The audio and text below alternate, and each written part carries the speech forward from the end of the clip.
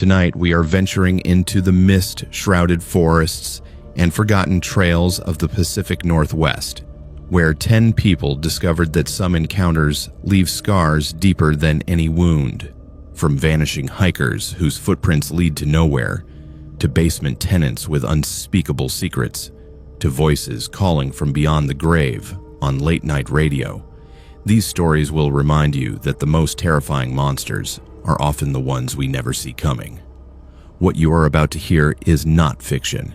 These are real accounts from real people who stumbled into darkness they were never meant to find. 10 disturbing tales from Washington, Oregon, and the deep wilderness between, where the trees grow thick enough to hide anything, and the fog rolls in heavy enough to swallow the truth. If you are new here, make sure to subscribe daily true horror content that will keep you up at night. Hit that notification bell so you never miss when the darkness calls. Now, let us step into the shadows of the Pacific Northwest deep woods, where civilization ends and terror begins. I had what most people would consider a normal childhood, let me tell you. But there is one thing that happened when I was 17 that changed everything I thought I knew about the Pacific Northwest, about disappearances, and about my own brother. Have you ever heard of the missing 411 cases? There is this researcher named David Paulides who has documented thousands of mysterious disappearances in national parks and wilderness areas across North America. When I first discovered his work about 5 years ago, I sat at my computer until 3 a.m, reading case after case, my hands shaking so badly I could barely scroll. My husband found me crying in our home office, unable to speak, because every single pattern Paulides described matched exactly what happened to my brother James in the summer of 2009. People do not realize that the Pacific Northwest has one of the highest rates of unexplained disappearances in the entire country. Hikers vanish without a trace. Search and rescue teams find nothing. Families are left with questions that never get answered. But what disturbs me most is not just the disappearances themselves.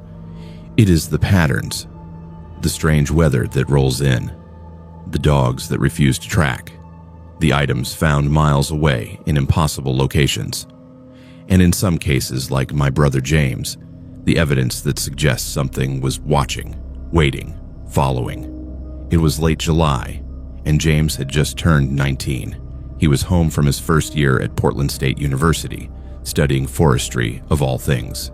He loved the outdoors more than anyone I have ever known. Our parents used to joke that he was born in the wrong century, that he should have been a mountain man or a wilderness guide. James knew how to read topographical maps, how to navigate by compass, how to identify edible plants and animal tracks. He was not some amateur who wandered off trail without preparation. That is what made everything that happened so completely impossible to explain. We decided to do a day hike at Multnomah Falls. It is one of the most popular trails in Oregon, practically in Portland's backyard. Thousands of people visit every year. The main waterfall is right there off the historic highway, 620 feet of cascading water that you can see from the parking lot. But James wanted to go beyond the tourist areas. He wanted to hike up to Larch Mountain, about 7 miles round trip, with some decent elevation gain, but nothing we had not done a dozen times before. We started early, around 7 a.m, trying to beat the crowds. The day was perfect. Clear blue sky, temperature in the mid-70s. Absolutely ideal hiking conditions. We made good time up the paved trail to Benson Bridge, then continued on the dirt path that winds up through the forest. James was in high spirits, talking about his classes, about a girl he had met, about his plans to work for the Forest Service after graduation. I remember thinking how happy he seemed, how adult he had become. He was not my annoying older brother anymore. He was becoming someone I genuinely respected and enjoyed spending time with. We reached the junction where the trail splits about 2 hours in. One path continues to Larch Mountain. The other loops back down through a different section of forest. James checked his map and suggested we take the loop trail on the way down to make it more interesting. I agreed. We stopped for water and snacks, took some photos. Everything was completely normal. There were even a few other hikers around, a couple in their 50s who chatted with us about the wildflowers. That is when I noticed the weather changing. It should not have changed. The forecast called for clear skies all day, but fog was rolling in, thick and fast, moving through the trees in a way that seemed almost purposeful.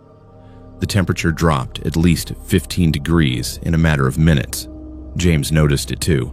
He frowned at the sky, or what we could see of it through the increasingly dense canopy and fog. "That is weird," he said. "This came out of nowhere." The other hikers had already started back down.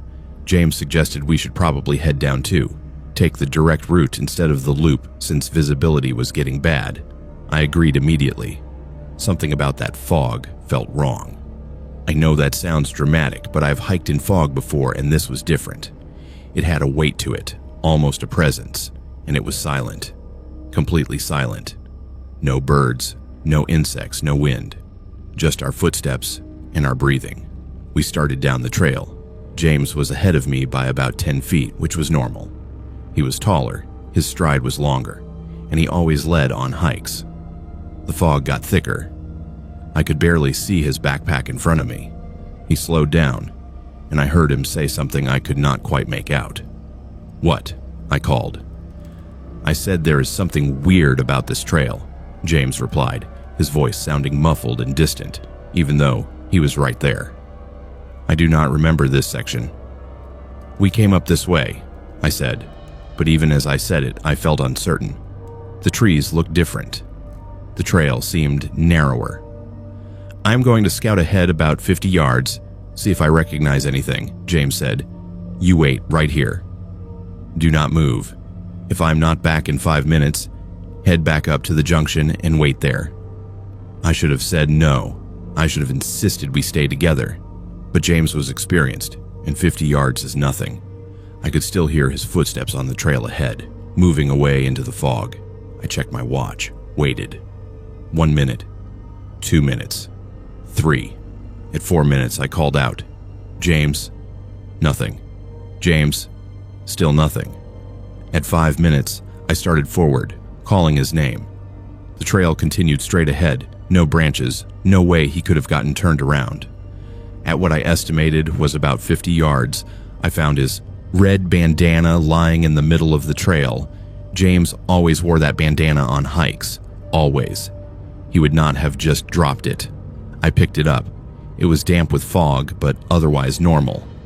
I kept going, shouting his name now, not caring how panicked I sounded. The trail went on for another 100 yards, then opened into a small clearing I definitely did not remember from the hike up, and that is where I saw them, footprints in the dirt. But they were wrong. James wore size 12 hiking boots with a distinctive waffle tread pattern.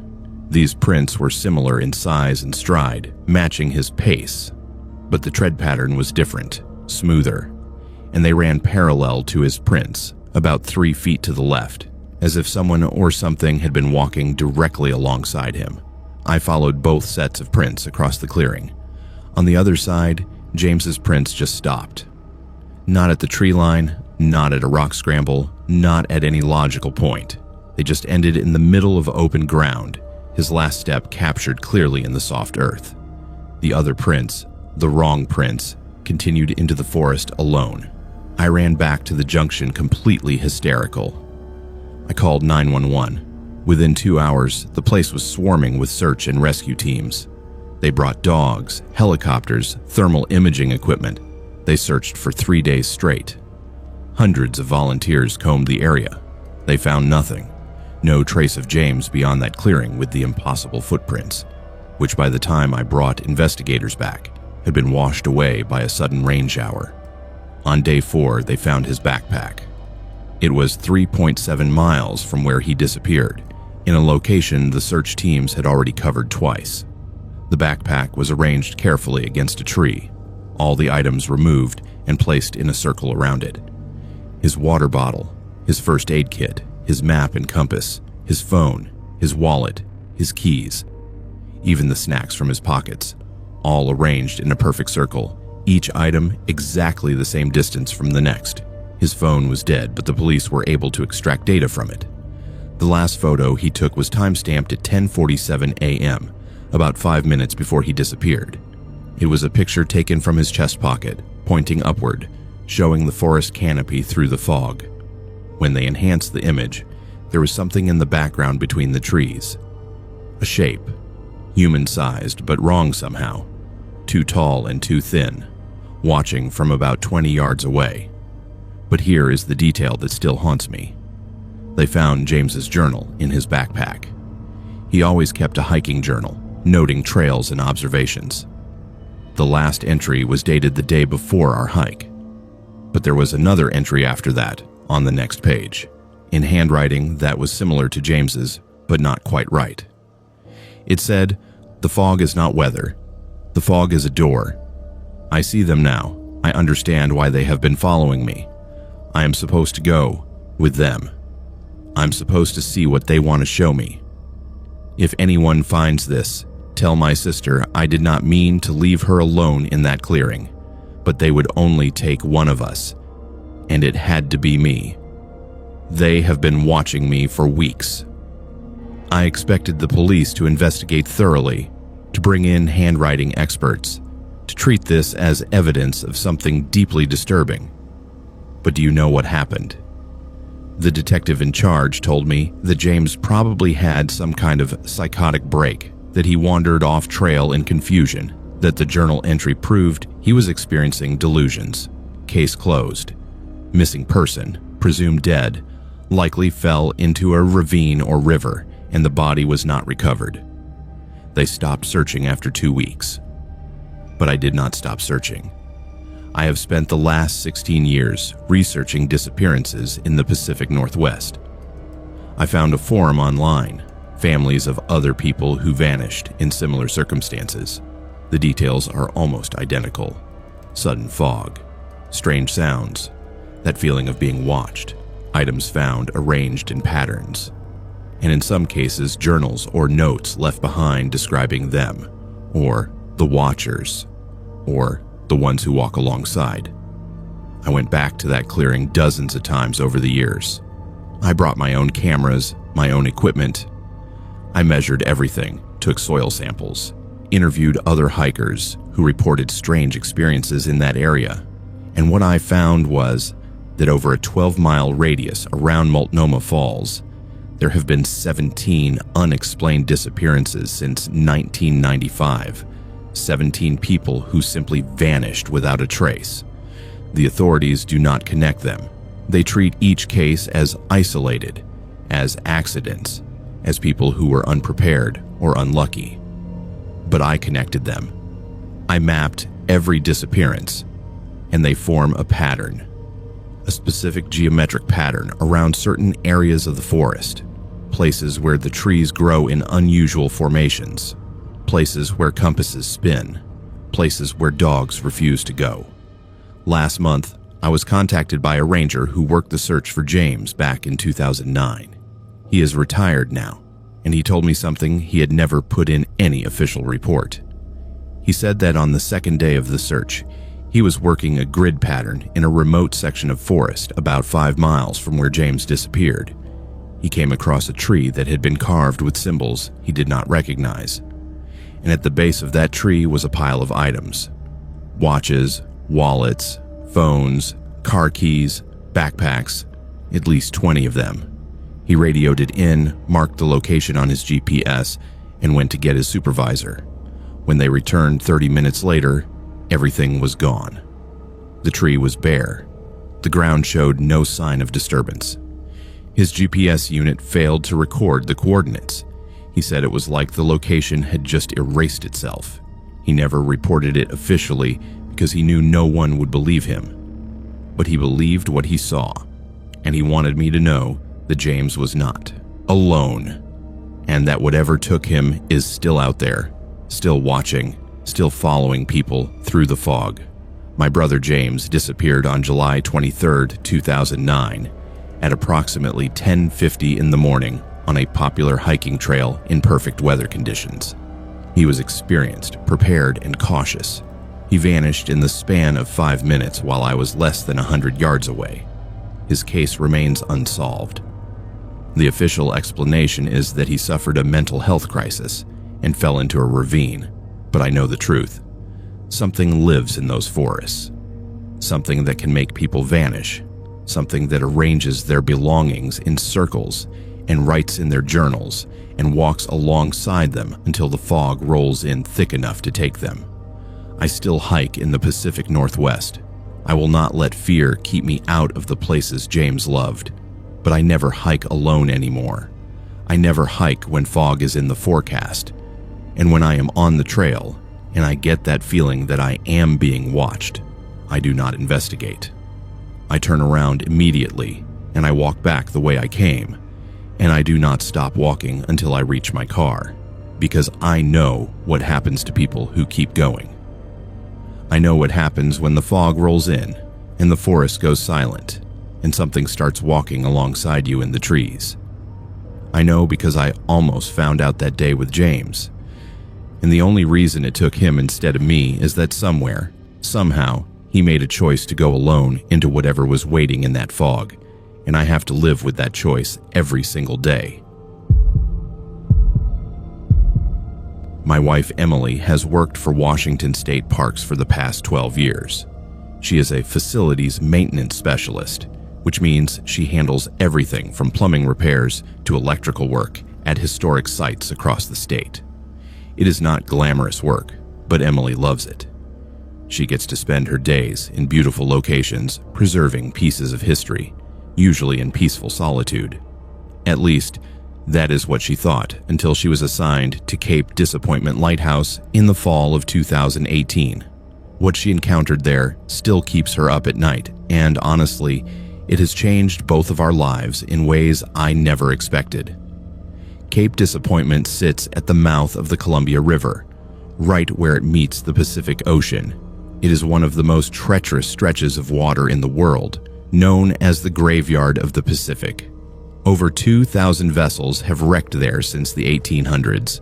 The lighthouse was built in 1856, making it the oldest functioning lighthouse in Washington state. Well, I say functioning, but that is not entirely accurate anymore. It was automated decades ago. There is no lightkeeper. No one lives there. It is just a historic structure that tourists can visit during the day, and maintenance workers like Emily service on a rotating schedule. In October of 2018, Emily got a work order for Cape Disappointment. Routine maintenance check. Inspect the structure, test the backup systems, make sure everything was in order before the winter storms hit. It was supposed to be a 4-hour job maximum.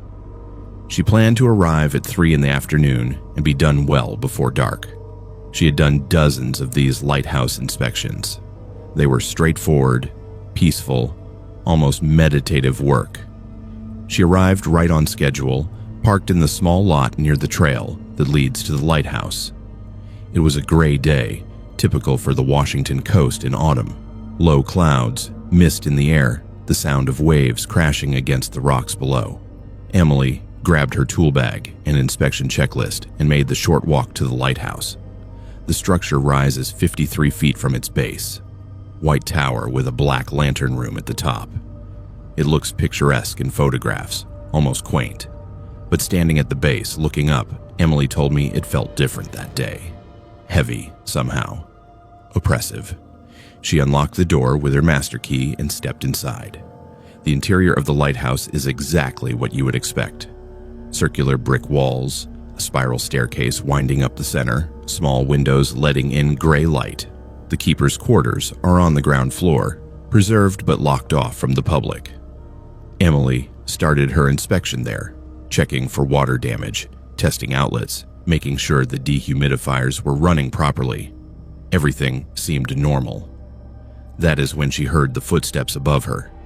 Heavy boots on metal stairs. Someone was climbing the spiral staircase. Emily froze.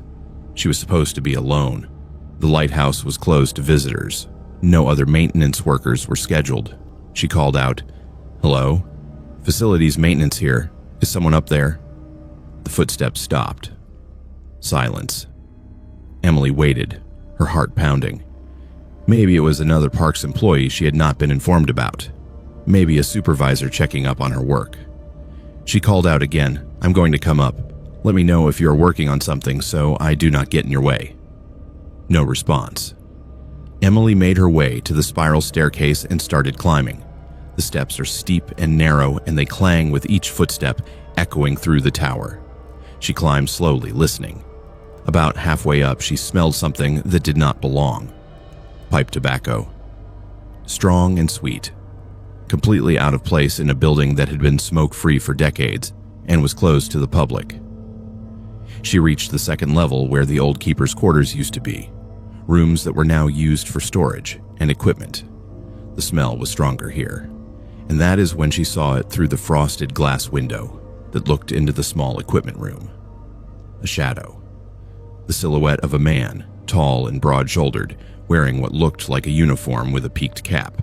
The figure was standing perfectly still, facing away from her. Emily's training kicked in, security protocols. If there was an intruder in the lighthouse, she needed to get out and call the police, not confront them alone. She backed away slowly, quietly toward the stairs. But the moment she moved, the shadow moved too. It turned to face her. And even though she could not see details through the frosted glass, she could feel it watching her, studying her. The temperature in the stairwell dropped so suddenly that Emily could see her breath. She ran. She will admit that without shame. She ran down those spiral stairs faster than she had ever moved in her life, her tool bag banging against her leg, her breath coming in gasps. She reached the ground floor, bolted through the door, and did not stop running until she reached her truck. She sat there for 10 minutes, hands shaking on the steering wheel, trying to calm down enough to call her supervisor. But here is the thing. Emily is not the type of person who scares easily. She is practical, skeptical, scientifically minded. She does not believe in ghosts, or at least she did not. So instead of calling her supervisor and admitting she had fled the job site, she called me. I was at work, but I could hear the panic in her voice. I told her to wait there. I would drive down. It would take about 2 hours. While she waited, Emily did what she always does when she's stressed. She researched. She pulled up the history of Cape Disappointment Lighthouse on her phone, and what she found made her blood run cold. The lighthouse had a keeper named Captain Joel Munson, who served from 1871 to 1892. He was known for his dedication to duty, never missing a single night of keeping the light burning, even through the worst storms the Pacific could throw at that coast. In 1892, the lighthouse service sent his replacement, a younger man named Charles Ballard, but Captain Munson refused to leave his post. He barricaded himself in the lighthouse, claiming that only he knew how to properly maintain the light, that Ballard was incompetent and would cause ships to wreck. They had to forcibly remove him. It took the local sheriff and 4 deputies to drag Captain Munson out of that lighthouse. He was ranting about his duty, about ships depending on him, about how the light would fail without him there. They took him to his home down the coast. 3 days later, concerned neighbors found him missing. They searched everywhere. Finally, someone thought to check the lighthouse. They found Captain Munson at the top of the tower in the lantern room, sitting in the keeper's chair, dead. He had been deceased for at least 2 days, based on the condition of his body. But the light was still burning, still rotating, still performing exactly as it should. No one knew how he had gotten back into the locked lighthouse. No one knew how he had operated the light while dead. The official report called it a suicide, said he must have broken in and died of exposure or a heart condition. But the lighthouse keepers who came after him all reported the same things. Footsteps on the stairs when no one was there. The smell of pipe tobacco. Doors that locked and unlocked themselves. And most disturbing, the distinct feeling of being watched by someone who disapproved of how they were doing their job. By the time I arrived, Emily had composed herself. She showed me the research she had found. We discussed options. I suggested we go back in together, finish the inspection. Emily is not a quitter, and leaving a job incomplete goes against everything she stands for professionally. Plus, It was getting close to sunset, and she would have to come back anyway. Better to finish it now than dread coming back alone. We approached the lighthouse together. The door was still unlocked from when Emily had run out. We stepped inside. The air felt different now, charged somehow. Emily led the way up the spiral stairs, and I followed close behind. The smell of pipe tobacco was faint, but definitely present.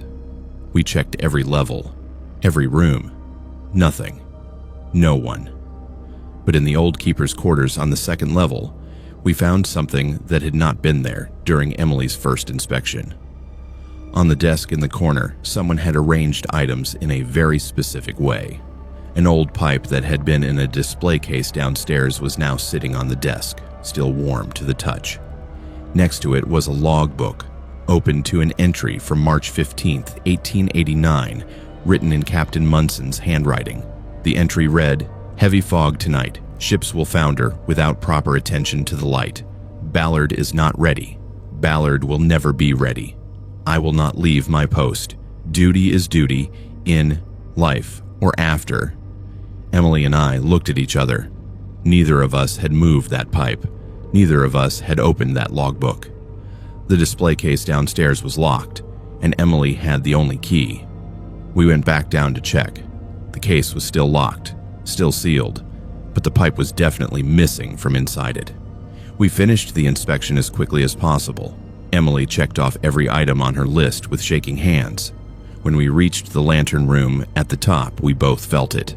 That presence, standing right behind us, the overwhelming sensation of someone watching, evaluating, judging our work. The temperature was at least 20 degrees colder than the rest of the tower. And when we turned to go back down the stairs, we both saw it at the same time. Footprints in the dust on the floor.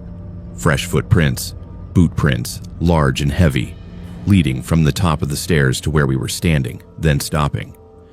As if someone had walked right up behind us and was standing there still. But there was no one. Just those footprints appearing in the dust, and the smell of pipe tobacco, and the crushing weight of being watched by something that refused to accept it was no longer needed. We left. Emily filed her report, noted everything was in working order, said nothing about what we experienced. But the next time Cape Disappointment came up on the maintenance rotation, Emily traded assignments with a co-worker. She has never been back. But here is what disturbs me most. Other maintenance workers have reported similar experiences. Always the footsteps, always the tobacco smell, always that presence in the lantern room. One worker quit after he heard a voice behind him say, "You're doing it wrong." Another found all of his tools rearranged while he was in a different part of the lighthouse, organized in the exact way they would have been stored in the 1880s. Washington State Parks has an unofficial policy now. No one goes to Cape Disappointment Lighthouse alone. Always in pairs, always finished before sunset. And never, ever question the footsteps on the stairs or the shadow in the keeper's quarters. Because Captain Munson never left his post. He refused to leave in 1892, and he refuses to leave now. Death was not enough to relieve him of duty. And anyone who enters that lighthouse is subject to his inspection, his judgment, his eternal vigil. Emily still works for state parks. She still loves her job. But she has nightmares about that lighthouse, about climbing those spiral stairs and finding Captain Munson waiting at the top, finally ready to show himself fully, finally ready to explain what duty means to someone who will never leave their post, not even when their body has been dead for over a century. And the worst part, last month, Emily got a call from a current maintenance worker at Cape Disappointment. The automated light system failed. For 3 hours, in the middle of the night during a storm, the lighthouse was completely dark. Ships were in danger. The Coast Guard was preparing to send out warnings. And then suddenly, the light came back on, working perfectly. When maintenance crews investigated the next morning, they found the backup manual system had been activated from inside the lantern room, a system that requires someone to physically wind the mechanism and light the lamp, a system that has not been used since the lighthouse was automated in 1964. And in the keeper's log, which is kept now only for historical purposes, there was a new entry in handwriting that matched Captain Munson's from the 1880s.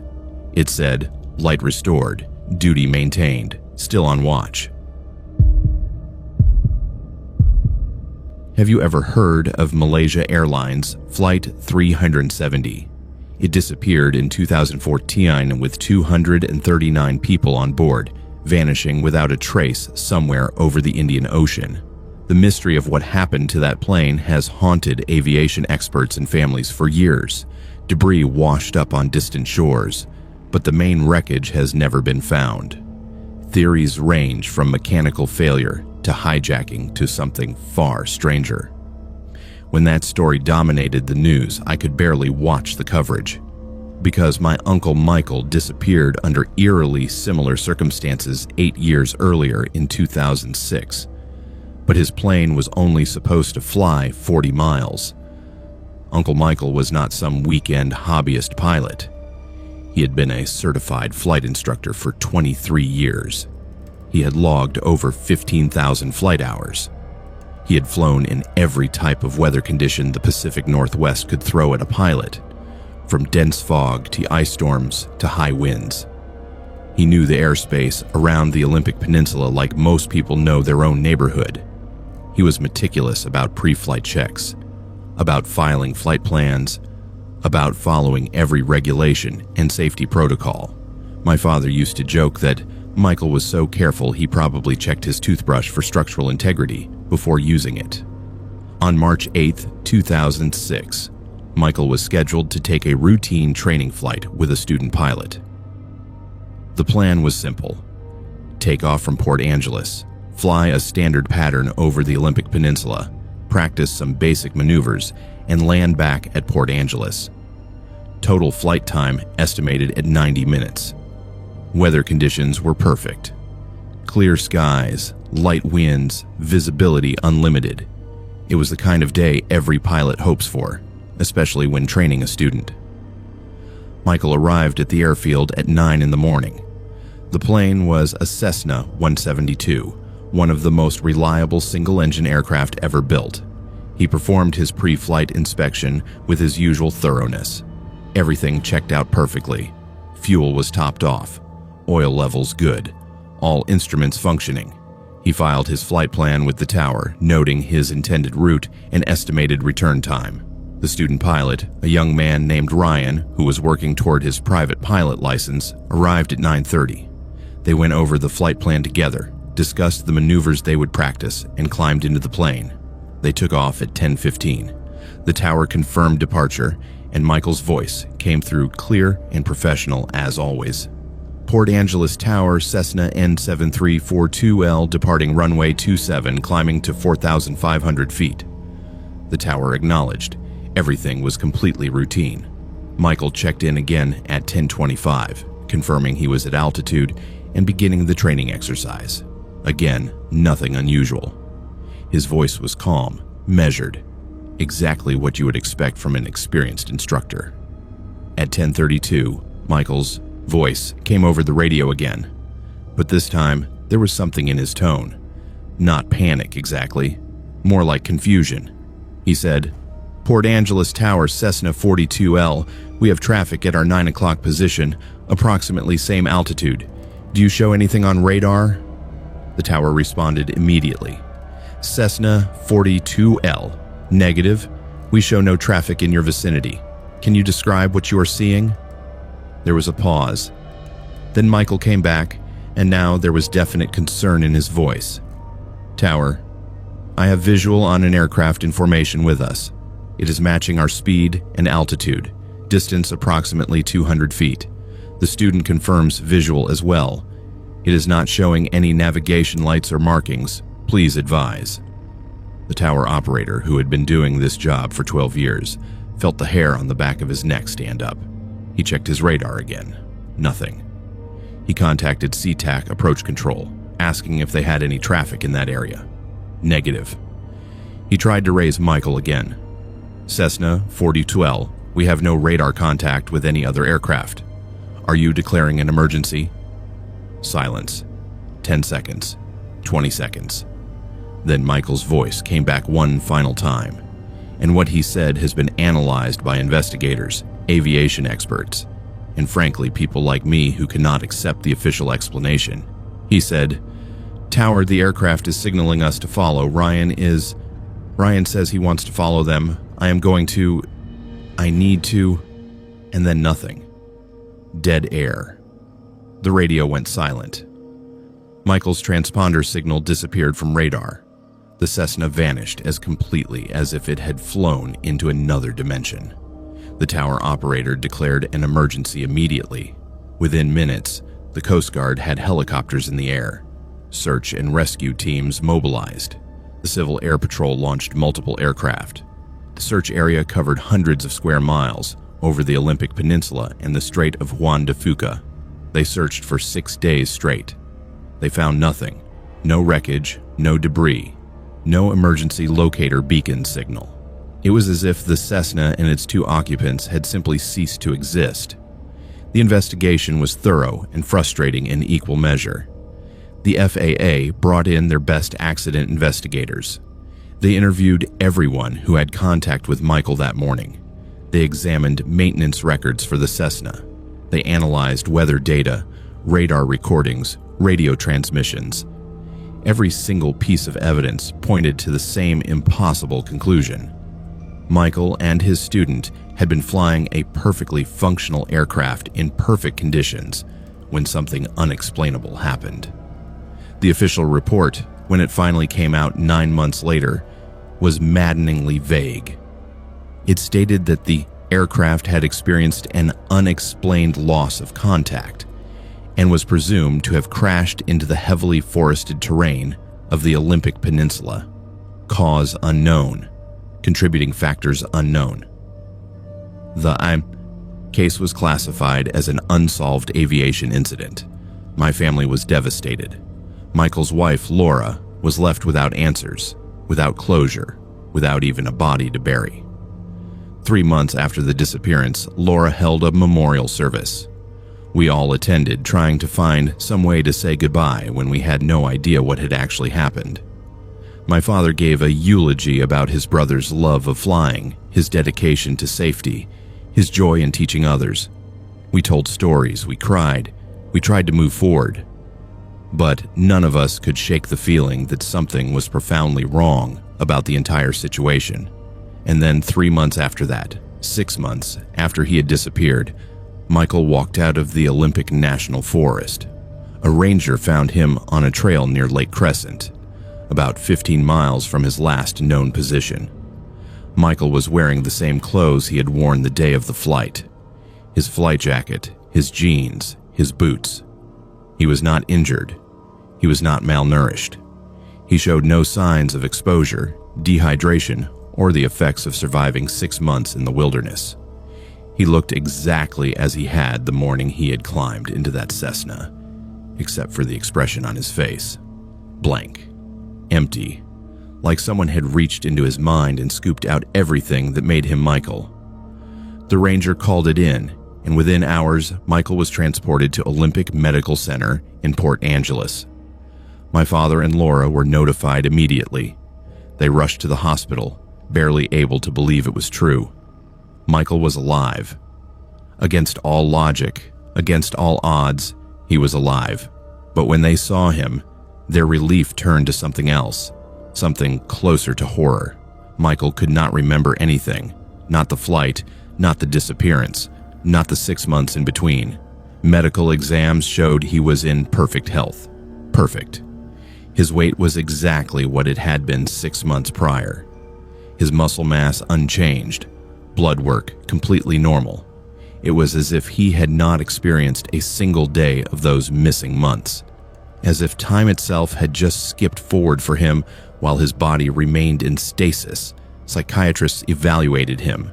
Neurologists ran every test they could think of. CAT scans, MRIs, psychological assessments. There was no brain damage, no signs of trauma, no indication of why he could not remember. One doctor suggested fugue state. Another proposed dissociative amnesia triggered by a traumatic event, but none of them could explain the physical impossibility of his condition. You could not survive 6 months in the Olympic wilderness without food and come out looking healthy and well-fed. Under hypnosis, which Laura insisted on despite the doctor's reservations, Michael began to describe fragments, not memories exactly, more like images, impressions. He spoke in a flat monotone about being shown things, about being taken to meet them, about seeing something he described as the map of everything. When the hypnotherapist asked him to elaborate, Michael became agitated. He said, "They wanted me to see. They wanted Ryan to see, but only Ryan was ready. Only Ryan could understand. I was just the way to get him there."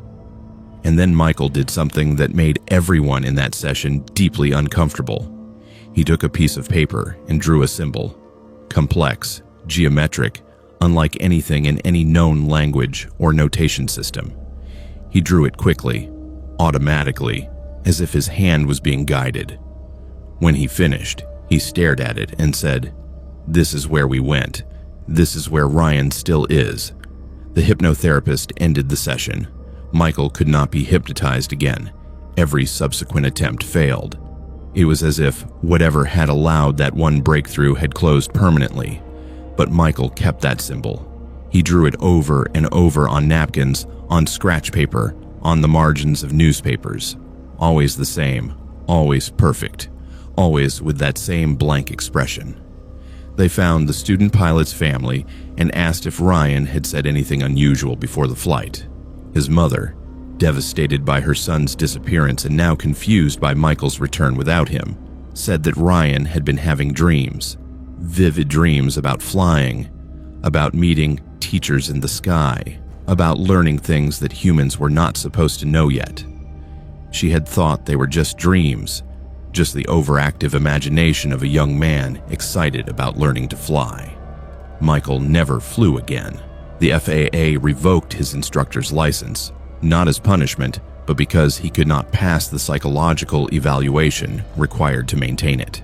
He lives quietly now with Laura in Port Angeles. He works at a hardware store. He seems functional, normal to anyone who does not know his story. But those of us who knew him before can see the difference. The spark that made him Michael is gone. He's like a copy of himself, with all the details correct but something essential missing. I visit him sometimes. We sit on his porch overlooking the water, and I try to have a conversation like we used to, but his responses are hollow, polite but empty, until I mention the flight. Then something flickers in his eyes, something that might be memory, or might be something else entirely, and he says the same thing every time. They only needed one of us. Ryan was the one they wanted. I was just the driver, and they sent me back because my part was done. The wreckage of the Cessna has never been found. Ryan's body has never been recovered. The official stance is that Michael experienced a traumatic event that caused him to suppress his memories and somehow survive in the wilderness through a combination of luck and skills he cannot now recall. But I know that is not what happened. I know because Michael showed me something the doctors did not know about. When he came back, he had something in his flight jacket pocket, his logbook, the small notebook every pilot carries to record their flights. The last entry is dated March 8, 2006. It describes the flight, the takeoff, the climb to altitude. Michael's handwriting is clear and precise as always. But there is one more entry after that. Same date, but the handwriting is different. Still neat, still precise, but not Michael's writing. It says, flight concluded at 11:47 a.m. Destination reached. Passenger retained for further instruction. Pilot returned. Aircraft no longer needed. This exchange was voluntary and serves a purpose he will not remember, but that will become clear in time. He was not ready to see what we needed to show. The student was ready. The student will learn and eventually return with knowledge your species needs. This is a gift, though it will not feel like one. Michael let me photograph that entry. Then he tore the page out and burned it. He told me no one would believe it anyway, and he was probably right. But I have the photograph. I have the evidence. And I know that something took my Uncle Michael and his student up into the sky over the Olympic Peninsula on a clear March morning in 2006. Something that could make itself invisible to radar. Something that could evaluate whether a person was ready for whatever it wanted to show them. Something that kept Michael for 6 months without letting time touch him, then sent him back as a hollow messenger with a symbol burned into his memory, and a logbook entry that suggests this has happened before and will happen again. My Uncle Michael disappeared, and the man who came back wears his face and carries his name. But somewhere, over the forests of the Olympic Peninsula, the real Michael is still gone, still flying formation with something we are not meant to understand yet. I moved to Seattle in the spring of 2015, fresh out of college with a job offer at a tech startup and absolutely no idea how brutal the rental market in that city actually was. After 3 weeks of looking at overpriced apartments that were either the size of closets or required me to have 6 roommates I had never met, I finally found something promising. A basement apartment in Capitol Hill, 1 bedroom, utilities included, and most importantly, within my budget. The landlord was a woman in her 60s named Mrs. Chen, who owned the house and lived on the upper floors. She seemed nice enough during the showing, a bit nervous maybe, but I chalk that up to the standard anxiety of renting to someone fresh out of college. The apartment itself was exactly what I needed. Clean, recently painted, with a small kitchen and bathroom. The only entrance was a side door that led down a short flight of stairs, giving me privacy from the main house. Mrs. Chen explained that the previous tenant had left about 2 months prior, rather suddenly, and had left behind a few items in storage. She said I could use the storage closet in the corner of the main room once she cleared out the previous tenant's things. I did not think much of it at the time. People leave stuff behind when they move. It happens. I signed the lease that afternoon and moved in the following weekend. The first few days were normal. I unpacked, set up my furniture, started my new job. The neighborhood was great, walkable to coffee shops and restaurants, exactly the Seattle experience I had hoped for. But I started noticing small things that seemed off. The storage closet Mrs. Chen had mentioned was still locked. When I asked her about it, she said she was still trying to contact the previous tenant, a woman named Olivia, to arrange pickup of her belongings. Fair enough, except that 2 months had already passed. Then there was the smell. Faint at first, coming from the general direction of the storage closet. Not quite decay, but organic and unpleasant. Old food maybe, or mold. I mentioned it to Mrs. Chen during her next visit to collect rent. She noticed it too, and her face went pale. She promised to deal with the storage closet that week, to clear everything out whether she could reach Olivia or not. But what really started to bother me were the sounds. Late at night, when the house should have been completely quiet, I would hear movement from inside the sealed storage closet. Scratching sounds. Shifting. Like something was being rearranged. I convinced myself it was rats or some other vermin that had gotten into the walls, but the sounds had a rhythm that seemed too deliberate, too purposeful. One night around 2 in the morning, I was jerked awake by a loud crash from the closet. Something heavy had fallen or been knocked over. I grabbed my phone, turned on the flashlight, and approached the closet door. It was still locked from the outside, old padlock that Mrs. Chen had the only key for. But the sounds continued, shuffling, dragging. And then, clear as day, I heard something that made my blood run cold. Breathing. Heavy, labored breathing coming from behind that locked door. I called Mrs. Chen immediately, not caring that it was the middle of the night. She answered on the 5th ring, groggy but alert when she heard the panic in my voice. I explained what I was hearing. There was a long pause on her end. Then she said something I will never forget. "Do not open that door. Do not go near it. I'm calling the police right now." She hung up before I could ask why. I stood there in my apartment, listening to those sounds continue for another 10 minutes until they finally stopped. The police arrived 20 minutes later, 2 officers who seemed confused about the nature of the call. Mrs. Chen met them at my door, and she looked terrified, actually shaking. She told them she needed to open the storage closet, that there might be something dangerous inside, and that she wanted them present when she did. One of the officers asked if she thought someone was in there. Mrs. Chen said no, but that she needed to check something. Her hands were trembling so badly, she could barely get the key into the padlock. When it finally opened and she pulled the door wide, I saw what had been hidden in my apartment for the 2 months I had been living there. The closet was not storage. It was a shrine. The walls were covered floor to ceiling with photographs, dozens of them, maybe 100, all of different women. Some were candid shots taken from a distance. Women walking down the street, sitting in coffee shops, shopping in stores. Others were closer, more intimate, clearly taken without the subject's knowledge. Through windows, in parking garages at bus stops. And surrounding the photos were notes, handwritten observations, schedules, routines, where each woman lived, where she worked, what time she left her house in the morning. But it got worse.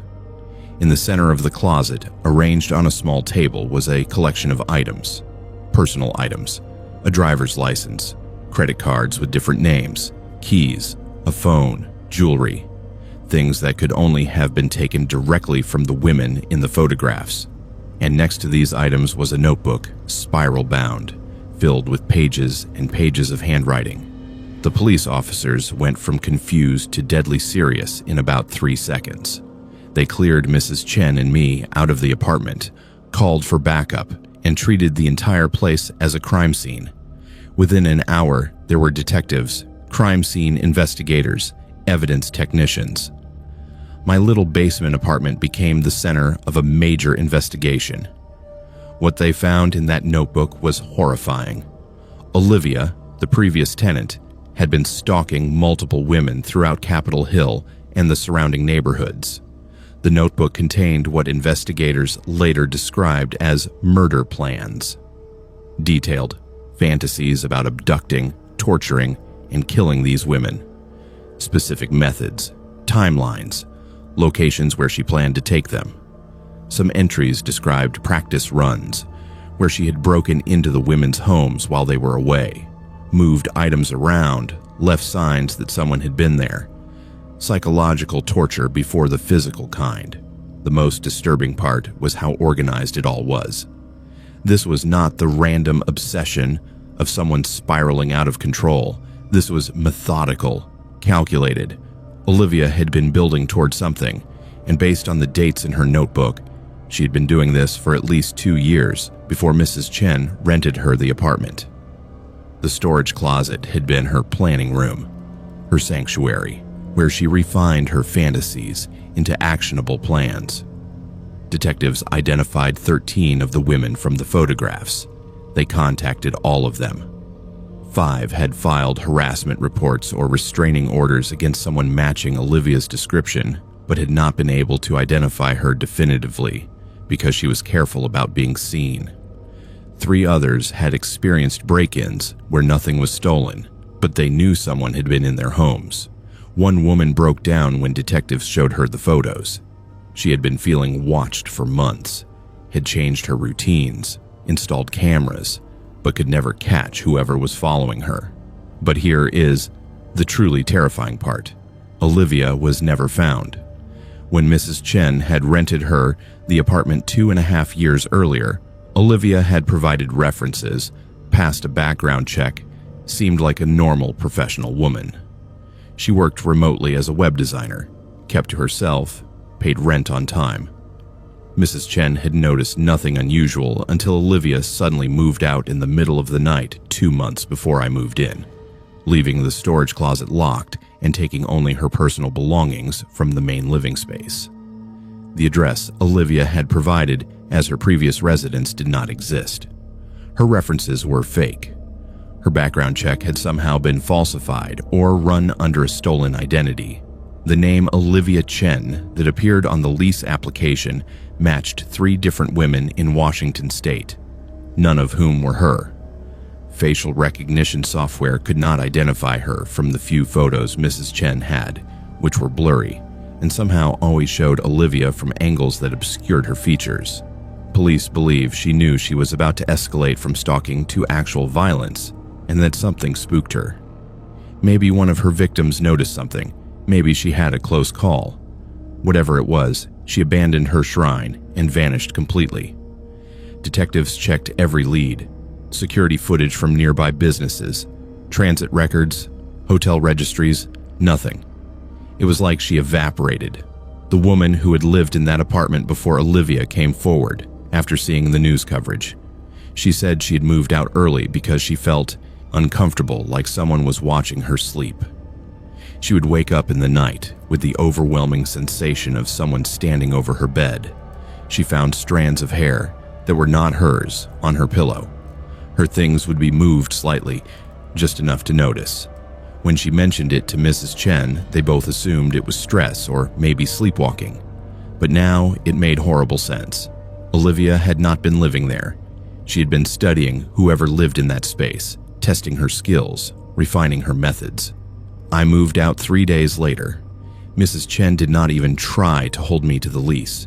She was devastated, horrified that she had unknowingly provided a base of operations for someone who was planning to murder women. She sold the house 6 months later and moved to California to live with her daughter. I do not blame her. How do you live in a place where you know that level of evil was germinating right beneath your feet? But the story does not end there. I still live in Seattle. Different neighborhood, different apartment, much more careful about security now. About 6 months after the discovery of Olivia's shrine, I was riding the bus home from work. Rush hour, crowded, people packed in tight. And I saw her. Or I think I did. A woman standing near the back doors, average height, dark hair, completely unremarkable except for the way she was staring at a young woman sitting near the window, not just looking, studying. The same focused intensity you see in predators at the zoo watching prey animals. Our eyes met for just a second, and she smiled. Not a friendly smile, a knowing smile. A smile that said she recognized me, knew exactly who I was, and what I had found in that basement apartment. Then the bus stopped, the doors opened, and she got off. I tried to follow, but the crowd was too thick. By the time I reached the street, she had disappeared into the flow of pedestrians. I reported it to the detective handling the case. He took my statement seriously, reviewed transit camera footage from that bus. They found her on video for exactly 7 seconds before she exited. Not enough for facial recognition. Not enough to track where she went. Just enough to confirm that yes, someone matching the description had been there. Watching, hunting. The detective told me something off the record after he reviewed the footage. 5 more women in the Seattle area had reported similar experiences over the past months. Feeling watched, finding evidence someone had been in their homes. One had discovered photos of herself on her own phone that she had not taken. Selfies from angles that suggested someone else had briefly had possession of her phone and returned it without her noticing.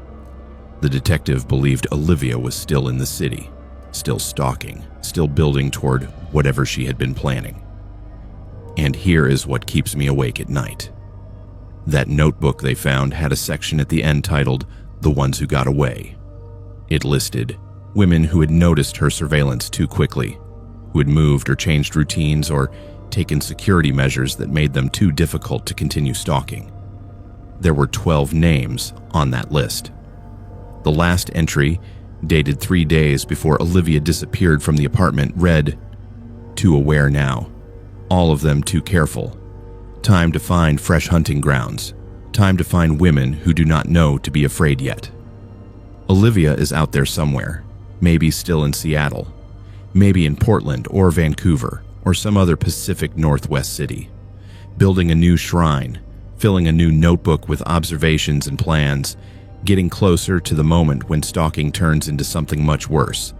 And 13 women who were photographed and studied and hunted know that somewhere, in some locked room, their faces are still pinned to a wall in someone's mind, if not on paper. That somewhere, a woman named Olivia, or whatever she calls herself now, is still watching and waiting and planning. I install deadbolts on all my doors. I vary my routines. I check behind me when I walk home at night, but I know that determined predators can be patient, and I know that the woman I saw on that bus was sending me a message. She knows where I am. She could find me if she wanted to, and the only question is whether I am interesting enough prey, or if she has already moved on to someone else, someone who has no idea they are being watched right now. My grandfather David worked for 43 years in the lumber industry in the Pacific Northwest. He started as a green chain puller right out of high school in 1955 and worked his way up to shift supervisor at Fairhaven Mill in Bellingham, Washington. He was the kind of man who never missed a day of work, who took pride in his job, who believed that honest labor was the foundation of a good life. He loved that mill. He loved the smell of fresh-cut timber, the sound of the saws, the satisfaction of turning raw logs into lumber that would build homes and businesses. When the mill shut down in 1998 due to declining demand and cheaper imports, it broke his heart. But he found new work as a night security guard for the property management company that owned the building. It was not the same, he told me, but at least he could still walk those familiar halls and remember better days. The mill sat empty for 8 years. The machinery was left in place because the cost of removing it was more than anyone wanted to pay. The building was massive, over 200,000 square feet of space filled with conveyor belts, saws, sorting equipment, and the ghosts of decades of hard work. David's job was simple: walk the perimeter twice a night, check the locks, make sure no vandals or copper thieves were trying to break in. It was quiet, solitary work, and he actually enjoyed it. He would walk those dark halls with his flashlight, remembering the men he had worked alongside, many of them now passed on, and he felt like he was keeping watch over something important. Then, in early 2006, the property management company sold the mill to a developer who planned to demolish it and build condominiums. David was told he had 3 more weeks of work. Then the building would be torn down and his services would no longer be needed. He was 69 years old by then, ready to retire anyway, so he was not upset. But he was sad. The mill had been his life, and watching it get torn down felt like watching a piece of himself disappear. His last scheduled shift was on a Friday night in March. He arrived at 10 p.m. as usual, unlocked the main entrance, and began his rounds. The demolition was scheduled to start the following Monday, so this was truly the last time he would walk through the mill. He told my grandmother before he left that he wanted to say a proper goodbye, to thank the building for all the years it had given him. The first round was uneventful. David walked the perimeter, checked the doors, made sure everything was secure. The building was silent except for the normal sounds of an old structure settling, the creaking of timber, the scurry of rats in the walls. He made his notes in his security log, sat down in the small office near the main entrance, and ate the sandwich my grandmother had packed for him. It was during his second round, around 2:30 in the morning, that he heard something that should not have been possible. Machinery running. Not just one piece of equipment, but multiple machines. The distinctive whine of saw blades spinning, the rumble of conveyor belts moving, the hydraulic hiss of log lifts operating. David froze in the hallway, his flashlight beam cutting through the darkness. The sounds were coming from the main cutting room, the heart of the mill where the largest equipment was located. But there was no power connected to the building. It had been shut off 2 months prior as part of the pre-demolition process. There was no way any of that machinery could be running. David's first thought was that someone had broken in and somehow brought in a generator, maybe thieves trying to steal equipment before the demolition. He radioed his supervisor, reported the situation, and was told to investigate, but not to confront anyone. Police were on the way. David approached the cutting room carefully. The sounds grew louder as he got closer. Not just machinery now, but voices. Men shouting over the noise, communicating the way crews used to during active shifts. He pushed open the heavy doors to the cutting room, and his flashlight revealed something that made him question his own sanity. The cutting room was fully operational. Every piece of equipment was running. Saw blades spinning at full speed, conveyor belts carrying invisible loads, hydraulic lifts moving up and down. But more than that, the room was full of men. 30 or 40 workers, all wearing the canvas work clothes and leather gloves from decades past, all performing their tasks with the practiced efficiency of experienced mill workers. David recognized some of them. Men he had worked alongside in the 50s and 60s and 70s. Men who had been dead for years. He saw Tommy Larson feeding logs into the primary saw. Tommy had died in 1984 of a heart attack. He saw Richard Nakamura operating the planer. Richard had been killed in a car accident in 1991. He saw his old supervisor, Frank Morrison, directing the flow of work from the control platform. Frank had been dead since 1996, lung cancer from a lifetime of smoking. David stood frozen in the doorway, unable to process what he was seeing. The men worked with the same rhythm and coordination they had possessed in life, calling out measurements, adjusting equipment, working together like the well-oiled crew they had once been.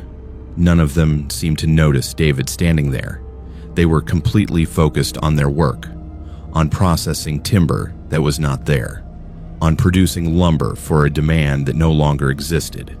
And then David saw what they were building toward. In the far corner of the room, a log was moving down the main conveyor belt toward the primary saw. But this log was wrong. It was not wood. David's mind refused to accept what his eyes were showing him, but there was no mistaking it. The shape on the conveyor belt was a man. A living man, screaming silently, his mouth open in terror, his hands bound. David recognized him too. Billy Henderson. Young kid, maybe 22 years old, had been working at the mill for less than a year when it happened. May 12th, 1952. David remembered the date because it was burned into the memory of everyone who had been there. Billy had been feeding logs into the primary saw when his sleeve got caught in the conveyor belt. It pulled him in. The safety mechanisms failed. The saw was moving too fast. By the time someone hit the emergency stop, it was too late. Billy Henderson had been pulled through the primary saw and killed in one of the most gruesome accidents in the mill's history. And now, David was watching it happen again. The phantom crew, the ghost workers from decades of mill operations, were replaying that terrible day. Billy's shape moved down the conveyor belt toward the spinning saw blade. The men around the room continued their work, unaware or unable to stop what was coming. David wanted to scream, wanted to run forward and stop it, but his body would not move. He could only watch as history repeated itself in spectral form. The saw blade caught Billy. The sound was horrific. Worse than any nightmare, the scream of steel, meeting resistance it was never meant to cut. And in that moment, every man in the room stopped working and turned to look at David. Not at the accident, at him. Their faces were expressionless, their eyes hollow, but David felt the weight of their attention like a physical force. Frank Morrison, the old supervisor, raised his hand and pointed directly at David. His mouth moved, forming words that David could not hear over the machinery, but David could read lips. Frank was saying, "This is the price. This is what we paid.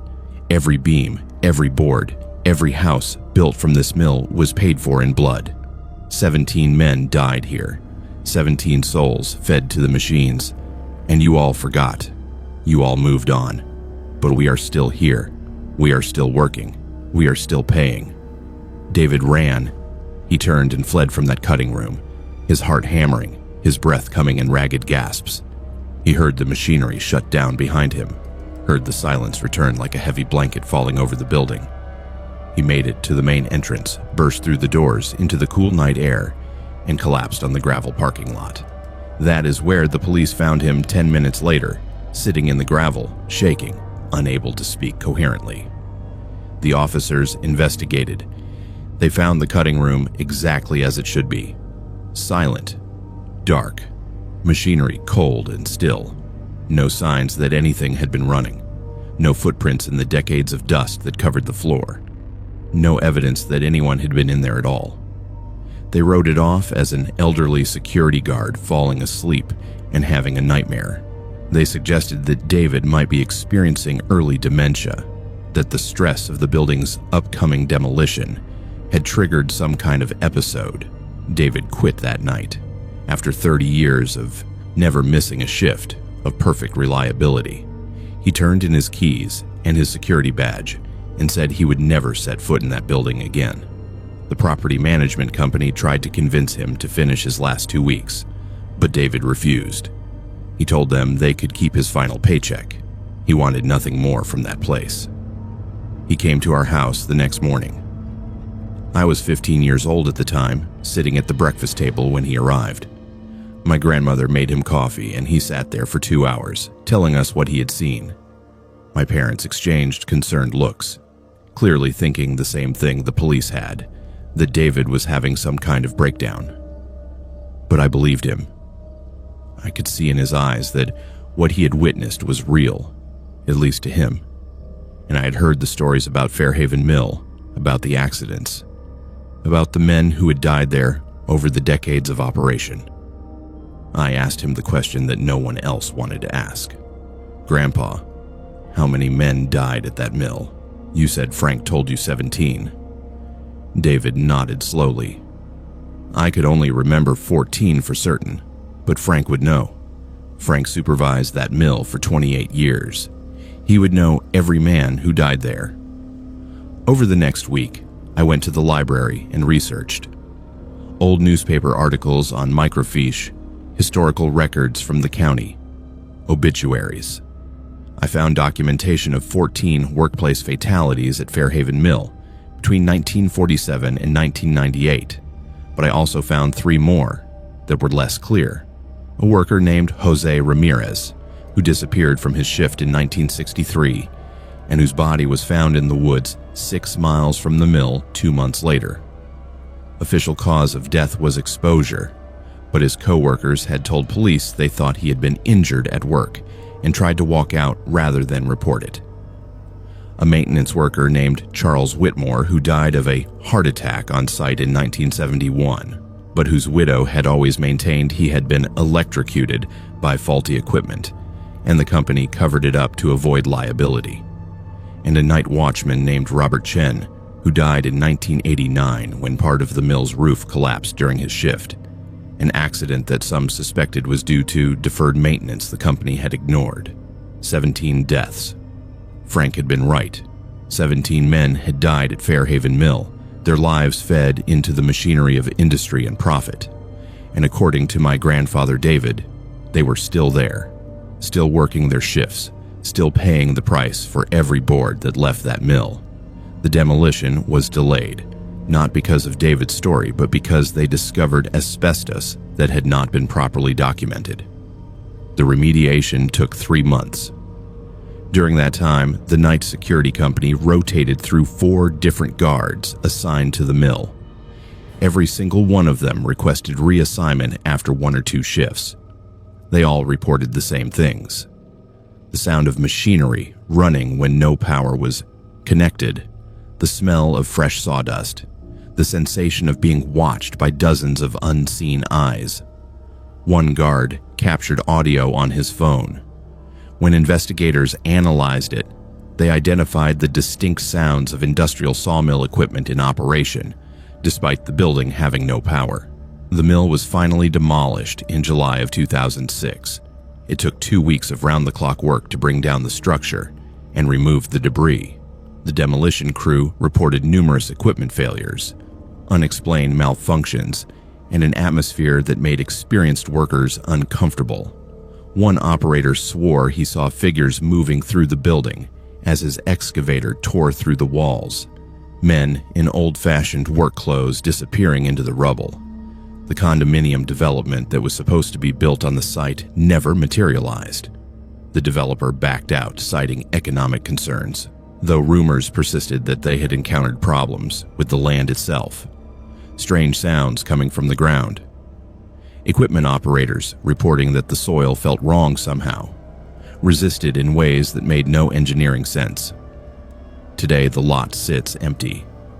It has been 19 years since the demolition. The property has been sold 4 times, but no one has ever broken ground on new construction. The city uses it for overflow parking now. People who park there regularly report unusual experiences. Car alarms going off simultaneously in the middle of the night. The smell of sawdust when none should be present. And on foggy nights, some claim they can hear it. The distant sound of machinery running, of men shouting orders, of a mill that refuses to accept that its work is finished. My grandfather David died in 2014 at the age of 77. He never spoke about that night again after telling us his story that morning. But in the last weeks of his life, when the cancer had taken most of his strength, he said something to me that I will never forget. He said, "I used to think that mill was the best years of my life. Good honest work, good men working beside me. But now I know the truth. That place took pieces of all of us. Some men it took all at once, killed them in accidents. Others it took slowly, wearing us down year by year. And when we died, it kept those pieces. It is still keeping them. The mill is gone, but the debt is not paid. 17 men gave everything to that place, and it will not let them rest until someone acknowledges what they lost." I visited the empty lot last month, stood there in the parking area where a massive lumber mill once hummed with industry and life. The rain was coming down the way it does in Bellingham, steady and cold. And I said the names out loud. All 17 of them. Every man who died at Fairhaven Mill. I do not know if ghosts are real. I do not know if my grandfather really saw what he claimed to see that night. But I know that those men lived and worked and died in service of an industry that moved on without them. The least I could do was remember their names. The lot was quiet as I spoke, just rain and wind and the distant sound of traffic. But when I finished and turned to leave, I heard it. Just for a moment. Just long enough to make me stop and look back. The sound of a saw blade spinning up to speed, and then silence again. My sister Sophia was always the adventurous one in our family. While I was perfectly content with hiking marked trails and camping in developed campgrounds, Sophia wanted to go places where most people never ventured. She took up spelunking when she was 23, joining a caving club in Eugene, Oregon, where she was working on her graduate degree in geology. She loved the challenge of navigating underground systems, the thrill of discovering chambers that maybe only a handful of people had ever seen. Our parents worried constantly, but Sophia always assured them she followed safety protocols, never went alone, always told someone her plans. She was careful and experienced, which is why what happened in the fall of 2013 was so completely unexpected and frankly terrifying. Oregon has thousands of caves. Some are well-known tourist attractions like the Oregon Caves National Monument. Others are documented but restricted to experienced cavers with permits. And then there are the unmapped ones, cave systems that exist in the vast wilderness areas where no comprehensive geological surveys have been conducted. Sophia's caving group was always hoping to find one of these unmapped systems, to be the first to explore and document a new discovery. In October of 2013, heavy rains triggered a landslide on the eastern slope of the Cascade Range, about 30 miles from Crater Lake. A group of hikers reported seeing what looked like a new cave entrance that had been exposed by the slide. They posted about it on a local outdoors forum, and Sophia's caving group saw the post within hours. 5 of them decided to do a preliminary exploration that weekend. Sophia, her boyfriend Derek, and 3 other club members packed their gear and drove out to the coordinates the hikers had provided. They found the entrance exactly where it was supposed to be. A gap in the rock face, about 4 feet wide and 6 feet tall, revealed when hundreds of tons of earth and debris had slid away. Derek set up their safety rope system, while Sophia documented the entrance with photographs and GPS coordinates. They had agreed beforehand that this would be a shallow exploration only, just enough to determine if the cave system was worth a more thorough expedition later. The cave entrance led down at a steep angle, requiring them to use ropes for the first 30 feet. But once they got past that initial descent, the passage opened into a tunnel about 8 feet in diameter, tall enough to walk upright. The rock formations were unusual, Sophia noted, not the typical basalt or limestone she was used to seeing in Oregon caves.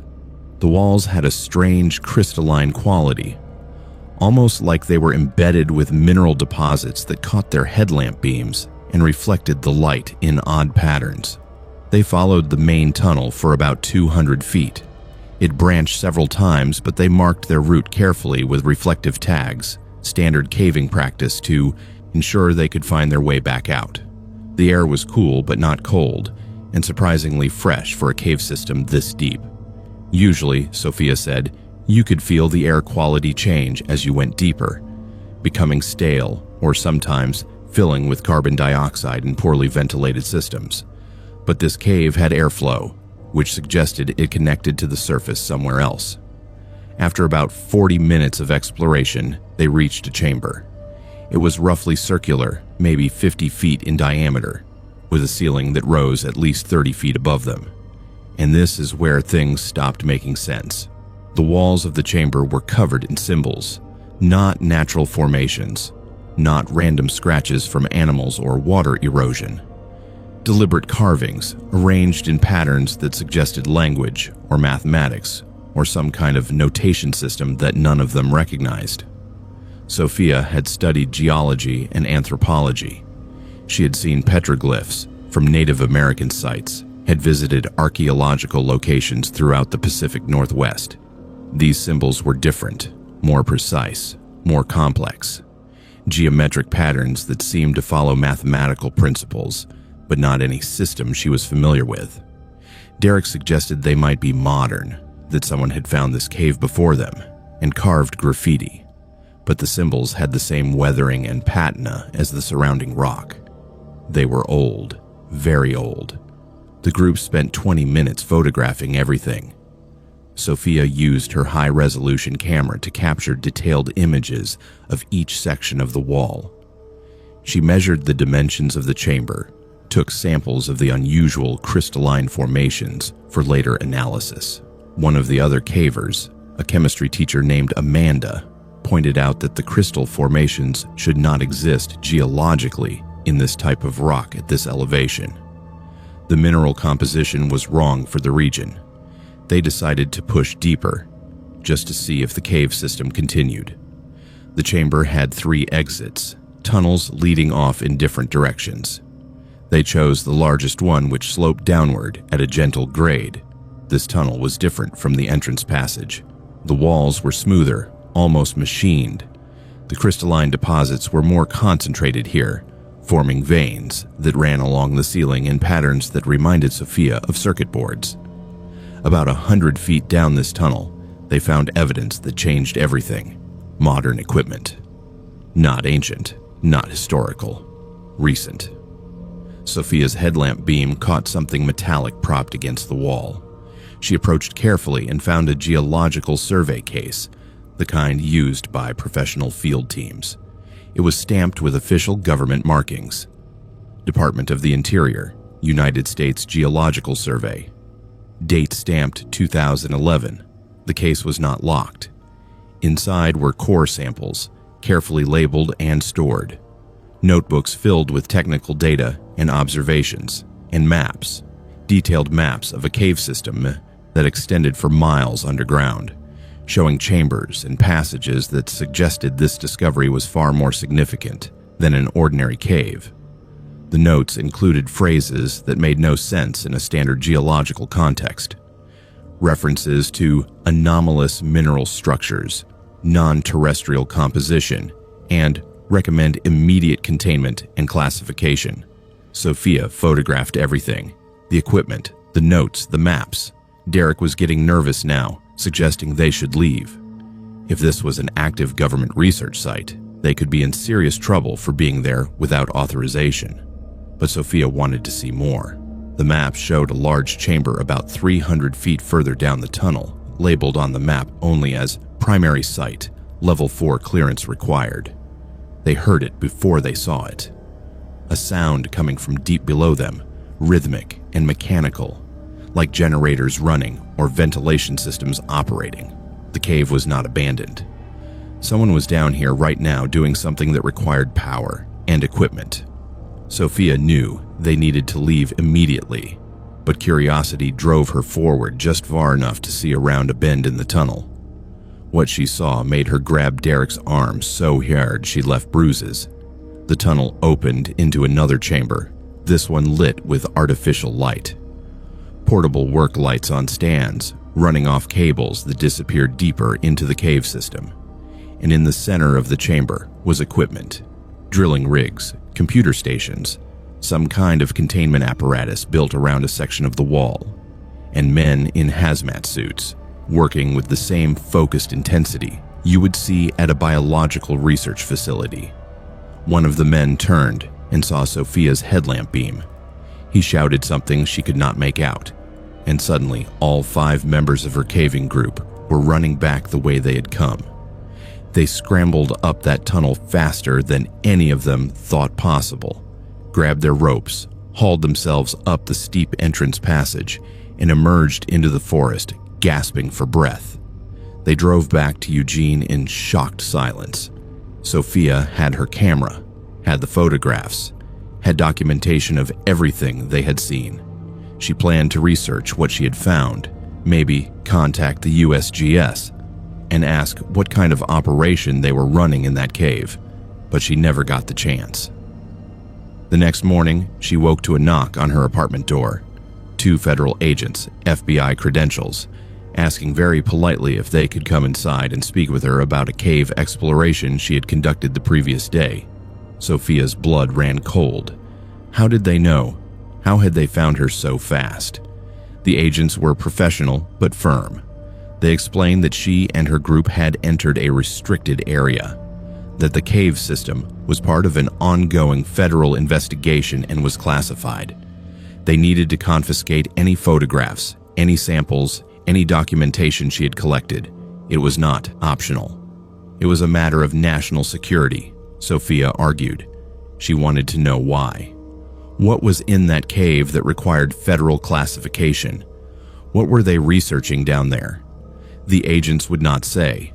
They simply repeated that she needed to hand over all materials related to the cave exploration. When she hesitated, one of them made it very clear that failure to comply would result in charges under laws she did not even know existed. She gave them her camera, her notes, her GPS unit. They took everything. Then they asked her to sign a non-disclosure agreement. Multiple pages of dense legal language that basically stated she could never discuss the cave location, what she had seen, or the existence of any federal operation in that area. If she violated the NDA, she would face criminal prosecution and civil penalties that would bankrupt her for life. Sophia signed. What choice did she have? But before the agents left, she asked one final question. What is in that cave?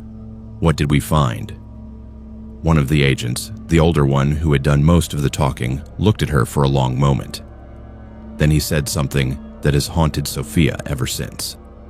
There are places in the Pacific Northwest where the geology is not just old, it is other. We have protocols for this.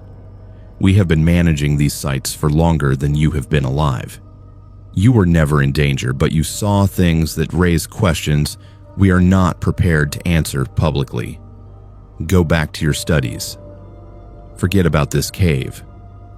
And understand that some discoveries are classified not because they are dangerous, but because the public is not ready to know what they imply.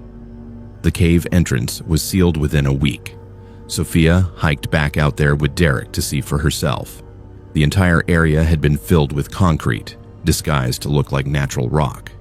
You would never know there had been an entrance there unless you had seen it before.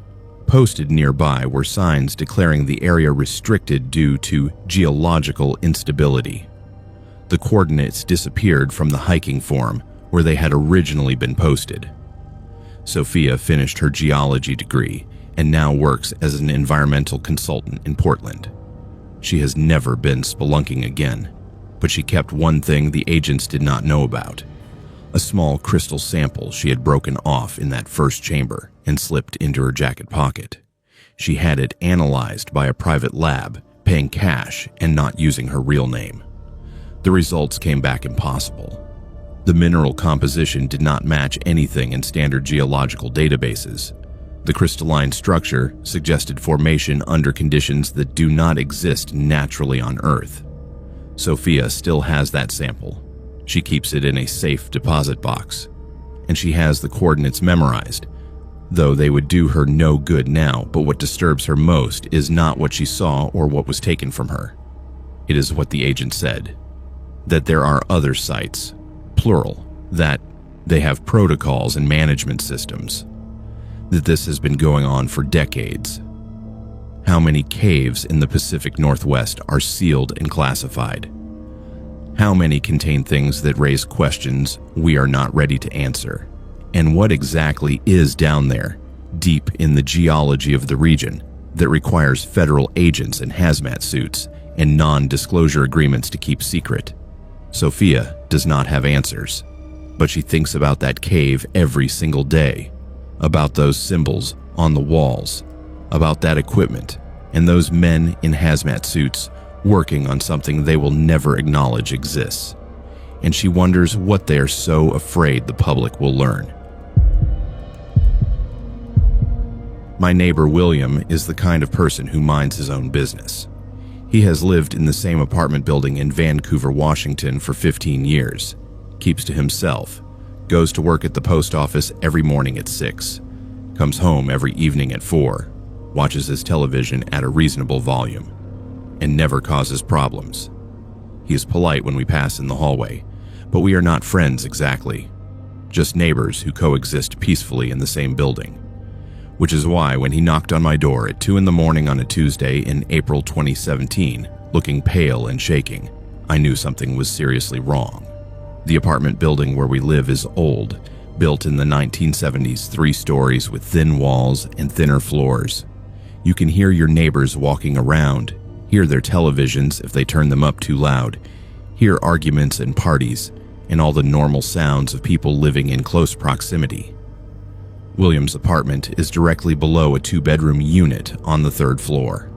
For years, that unit had been occupied by a quiet older woman who eventually moved to assisted living.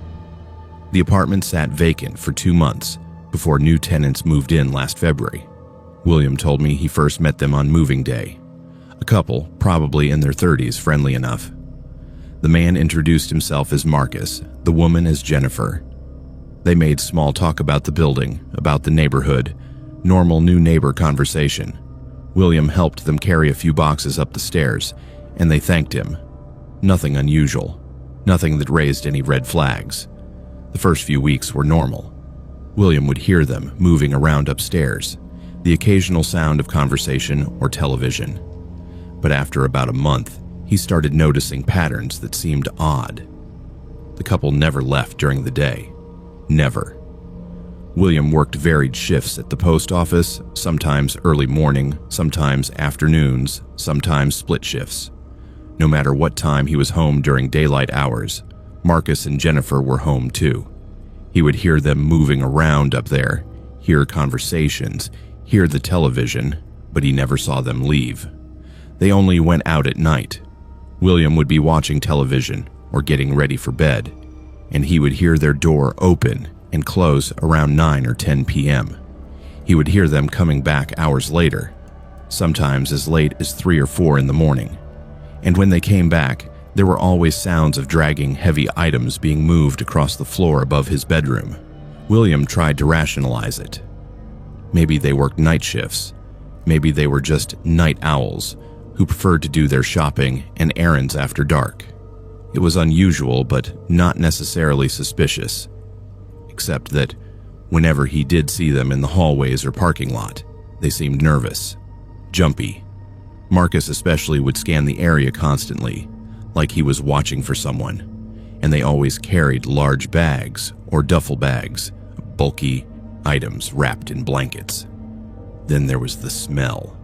It started in mid-March, a chemical odor that would waft down through the vents and floor. Not quite bleach, not quite ammonia, but something harsh and astringent. William mentioned it to the building manager, who said she would look into it, but nothing came of it. The smell would come and go, usually strongest in the early morning hours, right after William would hear Marcus and Jennifer return from their night outings.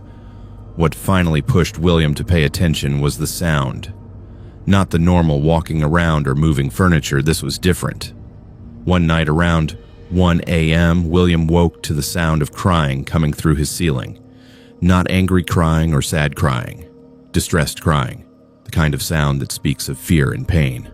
A woman's voice, but not Jennifer's voice. This voice was younger, and she was pleading. William could not make out words, just the tone, pleading, begging, desperate. The crying lasted for maybe 10 minutes, then stopped abruptly. Too abruptly. William lay in his bed, heart pounding, trying to decide what to do. Maybe it was a television show. Maybe they were watching a movie. But the sound had been too real, too immediate, and it had come from directly above him, from the living area of the apartment, not from where a television would normally be positioned. He tried to go back to sleep but could not. For the rest of the night, he heard movement upstairs, dragging sounds, water running for extended periods, that chemical smell getting stronger. When morning came, William heard Marcus and Jennifer leave at their usual time, around 10 a.m. He waited 30 minutes, then went upstairs and knocked on their door, planning to ask casually if everything was okay. No answer. He knocked again. Nothing. William went back to his apartment and tried to convince himself he was overreacting, but he could not shake the memory of that crying, that pleading tone. He decided to do something he had never done before. He started paying attention, really paying attention to Marcus and Jennifer's patterns. Over the next week, he kept notes, times they left, times they returned, what they carried with them. The bags they brought in were always heavy, carried carefully. The bags they took out were lighter, wrapped in plastic. They never spoke to other residents. They never had visitors. Mail for the apartment sat uncollected in the lobby mailboxes for days at a time. And twice more, William heard sounds through the ceiling that made his skin crawl. Once, a thud like something heavy dropping. Once, that crying again, followed by harsh voices telling someone to shut up. William called the police non-emergency line on April 15th. He explained his concerns, that he believed something was wrong in the apartment above him. The operator took his information and said they would send an officer to do a welfare check. William waited, watching from his window. The police arrived about 40 minutes later, 2 officers, and went up to the 3rd floor. William heard them knock, heard them identify themselves. No answer. The officers left after about 10 minutes. One of them stopped by William's door to let him know they had knocked, but no one was home. There was no probable cause to enter the apartment, and unless he had evidence of an actual crime being committed, there was nothing more they could do. William felt frustrated and helpless. He knew something was wrong, but what could he prove? Strange hours and chemical smells were not crimes. 2 nights later, William woke to the most disturbing sound yet. Not crying this time, screaming. Muffled but unmistakable, a woman screaming in pure terror, and underneath it the sound of a struggle. Furniture crashing, heavy impacts, voices shouting. William grabbed his phone and called 911 immediately. He told the operator there was a violent assault happening in the apartment above him, gave the address and apartment number, and begged them to hurry. The police arrived within 5 minutes, 4 officers this time. William met them in the lobby and directed them to the 3rd floor. He could still hear sounds coming from the apartment. The officers pounded on the door, identified themselves, demanded entry. When no one answered, they forced the door open, standard procedure when there is an immediate threat to life. What they found inside that apartment made hardened police officers call for backup and additional detectives. William watched from his doorway as more police arrived, as the building was evacuated, as the couple was brought out in handcuffs. Marcus looked calm, almost smug. Jennifer was crying, but they were not tears of sadness. They were tears of anger at being caught. The police would not tell residents many details that night, but over the following days and weeks, the story came out through news coverage and eventually the trial. Marcus and Jennifer were not a couple in the traditional sense. They were partners in a human trafficking operation. The apartment had been modified with soundproofing in one bedroom, locks on the outside of the door, restraints anchored to the walls. They had been holding 3 women captive, women they had lured with promises of jobs or housing, women they planned to transport and sell to buyers in other states. The chemical smell William had noticed was industrial cleaner, used to remove evidence.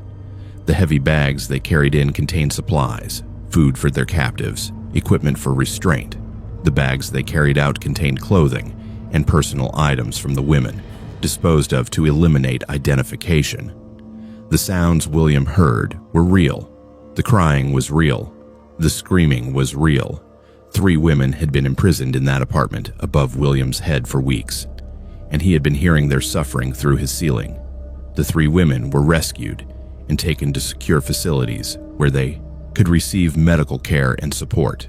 They were traumatized but alive, thanks to William making that final call.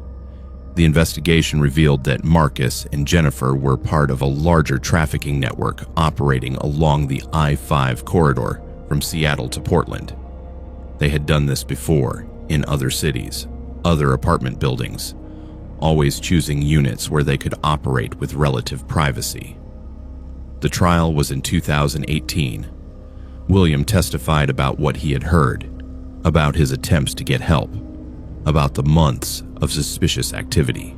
Marcus and Jennifer were convicted on multiple counts of human trafficking, kidnapping, and assault. They received sentences of 40 and 35 years, respectively. The 3 women they had held captive also testified, describing in horrific detail the weeks they spent locked in that apartment, hearing the normal sounds of life continuing around them through the walls, unable to call for help. One of the women, a 19-year-old named Sarah who had responded to a fake job posting, said something during her victim impact statement that has stayed with William ever since. She said that she had heard him through the floor, heard his television, heard him walking around, heard the normal sounds of someone living their life just below where she was imprisoned. She said she used to pray that he would somehow know, somehow sense that something was wrong and get help, and he did. His willingness to trust his instincts and make that call saved her life and the lives of the other 2 women. But William does not feel like a hero. He feels guilt. He told me that he wishes he had called sooner, had trusted his concerns earlier, had pushed harder when the first welfare check came up empty. He wonders how much suffering he could have prevented if he had acted the first time he heard crying instead of talking himself into thinking it was probably nothing. William still lives in that building. He refused to move, though many residents left after the news coverage made the place infamous. The apartment upstairs has remained vacant. The building manager cannot find anyone willing to rent it despite professional cleaning and renovation. William says he is fine with that. He says the silence above him is better than wondering if he is hearing something he should report. He watches his neighbors more carefully now. We all do. The case opened our eyes to how these operations hide in plain sight, in normal apartment buildings, in normal neighborhoods. The couple seemed ordinary. Their patterns were unusual but not obviously criminal. And for weeks, women suffered just feet away from people who had no idea what was happening. The building manager installed additional security measures, cameras in the hallways, better locks, a policy requiring more thorough background checks on new tenants. But we all know that determined criminals find ways around security measures. The scariest part is not what happened. It is knowing that it could be happening right now in other buildings, in other cities, hidden behind closed doors where the only evidence is sounds that neighbors talk themselves into ignoring. William says he will never ignore concerning sounds again. He will never assume someone else will handle it. He will never talk himself out of making a call to police if something seems wrong. Because he learned the hardest way possible that your instincts exist for a reason, that thin walls in apartment buildings can carry sounds of suffering just as easily as sounds of normal life, and that sometimes being a good neighbor means being willing to seem paranoid or intrusive if it means someone trapped and terrified might get help. 3 women are alive today because William finally trusted what he was hearing and made that call. And somewhere out there, in other apartments, on other I-5 corridor cities, there might be other victims hoping someone is paying attention to the sounds coming through the walls. My best friend Ava was a late-night radio DJ in Portland, Oregon. She hosted the midnight to 6 a.m. shift on KPNW, an alternative rock station that served the greater Portland metro area. It was not a glamorous job, and the pay was barely above minimum wage, but Ava loved it. She loved the intimacy of late-night radio, the connection with listeners who called in during the loneliest hours. Insomniacs, night shift workers, long-haul truckers passing through the region, people dealing with heartbreak or anxiety or just unable to sleep. She would play their requested songs, chat with them on air, provide a voice in the darkness. For 3 years, that show was her passion and her purpose, until the night she received a call from someone who had been dead for 3 weeks. It was a Thursday in November 2016. Typical Pacific Northwest night. Rain coming down steady, temperature in the low 40s. Ava had started her shift at midnight, running through her usual opening, reading weather and traffic, playing the first set of songs. Around 1:30 a.m., the request line rang. Ava answered the way she always did. KPNW Nightline, you're on with Ava. What can I play for you tonight? The voice on the other end was a woman, probably in her 50s or 60s, with a soft quality that suggested someone kind and gentle. She said her name was Margaret, and that she had a very special request. She wanted Ava to play Unchained Melody by the Righteous Brothers and dedicate it to her husband Thomas. She said it was their song, had been since they met 42 years ago, and that she wanted him to hear it tonight because she missed him terribly. Ava loved these kinds of calls, the personal stories, the connections between songs and memories. She asked Margaret a few questions on air, the way she often did to make the dedication more meaningful. How did they meet?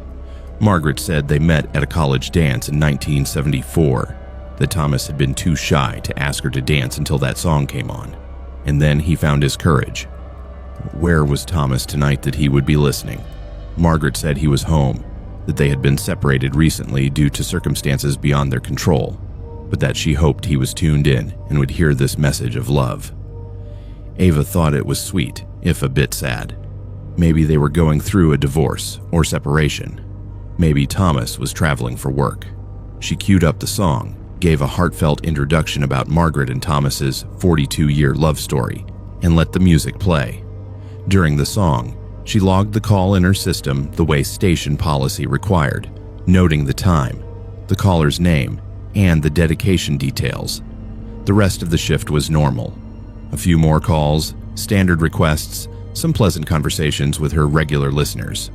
Ava signed off at 6 a.m., exhausted but satisfied with the show. She drove home through the morning rain, slept until early afternoon, then got up to prepare for her next shift. It was her routine, her rhythm. 5 nights a week, midnight to 6, living her life in reverse of most people. The next day, around 8 p.m., Ava received a phone call on her personal cell. The number was unfamiliar, local area code. She answered, expecting maybe a listener who had gotten her number somehow, which happened occasionally, despite station policies. Instead, the voice on the other end was a man, older, speaking with barely controlled emotion. He said his name was Thomas Whitmore, and that he needed to speak with her about something that had happened on her show the previous night. Ava remembered the dedication immediately. She told Thomas that yes, his wife Margaret had called in and requested their song, and she hoped he had heard it. There was a long silence on the other end of the line. Then Thomas said something that made Ava's blood run cold. "Miss, my wife Margaret died 3 weeks ago. She had a heart attack in her sleep. I buried her on October 28th. There is no possible way she called your station last night." Ava felt the room spin. She told Thomas he must be mistaken, that she had spoken directly with a woman named Margaret who knew details about their relationship, about their song, about 42 years of marriage. Thomas said those details were correct, every single one, which was why he was calling, because someone had told him that his dead wife's voice had been on the radio at 1:30 in the morning, requesting the song they had danced to when they first met, and he needed to know if it was true. Ava asked who had told him. Thomas explained that his neighbor, a woman who worked night shift at a hospital and always listened to KPNW during her commute, had called him that morning in tears. She had heard the dedication, had heard Ava talking with a woman named Margaret Whitmore about her husband Thomas, and knew it was impossible because she had attended Margaret's funeral 2 weeks prior. The neighbor thought Thomas should know, though she had no explanation for what it meant. Ava told Thomas to come to the station. She would pull the archived recording of the show, and they could listen together. He arrived an hour later, a thin man in his 70s, grief etched into every line of his face. Ava met him in the lobby and brought him back to the production room, where she had already queued up the recording from the previous night. She warned him that this might be difficult to hear and asked if he was sure he wanted to listen. Thomas said he had to know. He had to hear if it was really her voice. Ava played the segment. Thomas listened to her answer the phone, listened to the conversation between Ava and the caller. When the woman's voice came through the speakers, identifying herself as Margaret, describing their meeting and their song, Thomas began to cry. Not quiet tears, deep, racking sobs that shook his entire body. Because the voice was unmistakably his wife. The tone, the inflection, the slight hesitation she always had before saying something emotional. It was Margaret, speaking on the radio, 23 days after her death.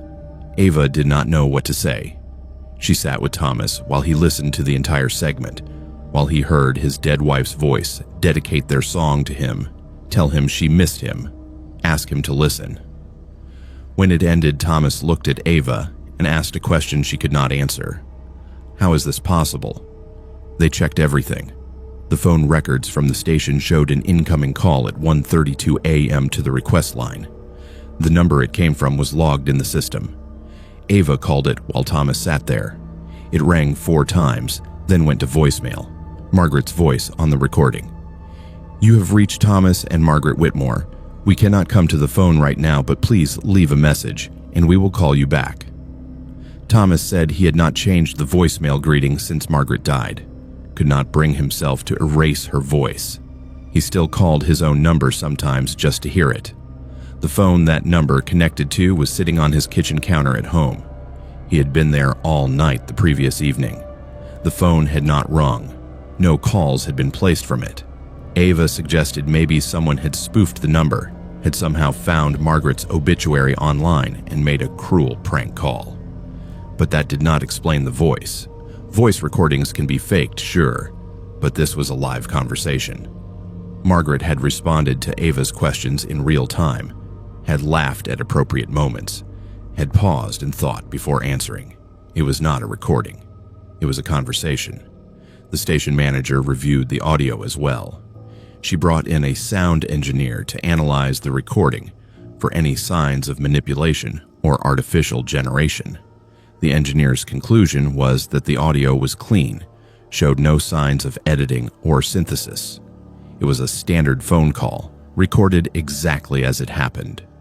A woman had called the station, spoken with Ava, made a request, and ended the call. Nothing about the technical aspects of the recording was unusual in any way.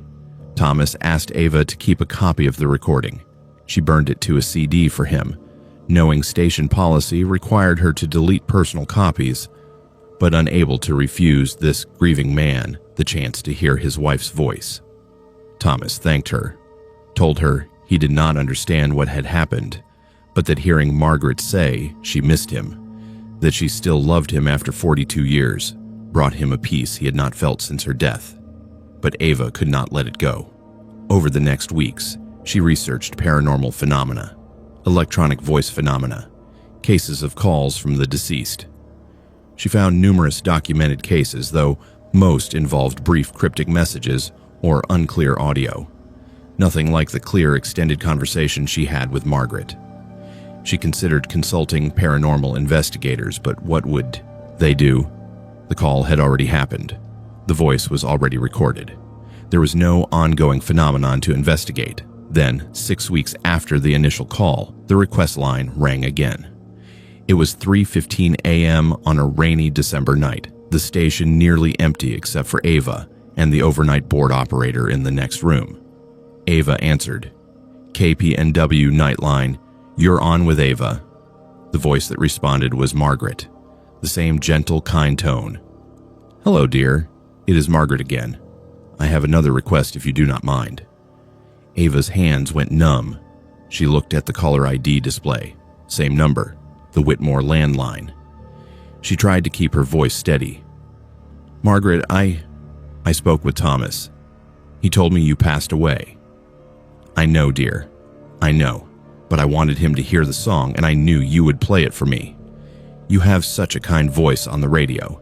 People must tell you that all the time."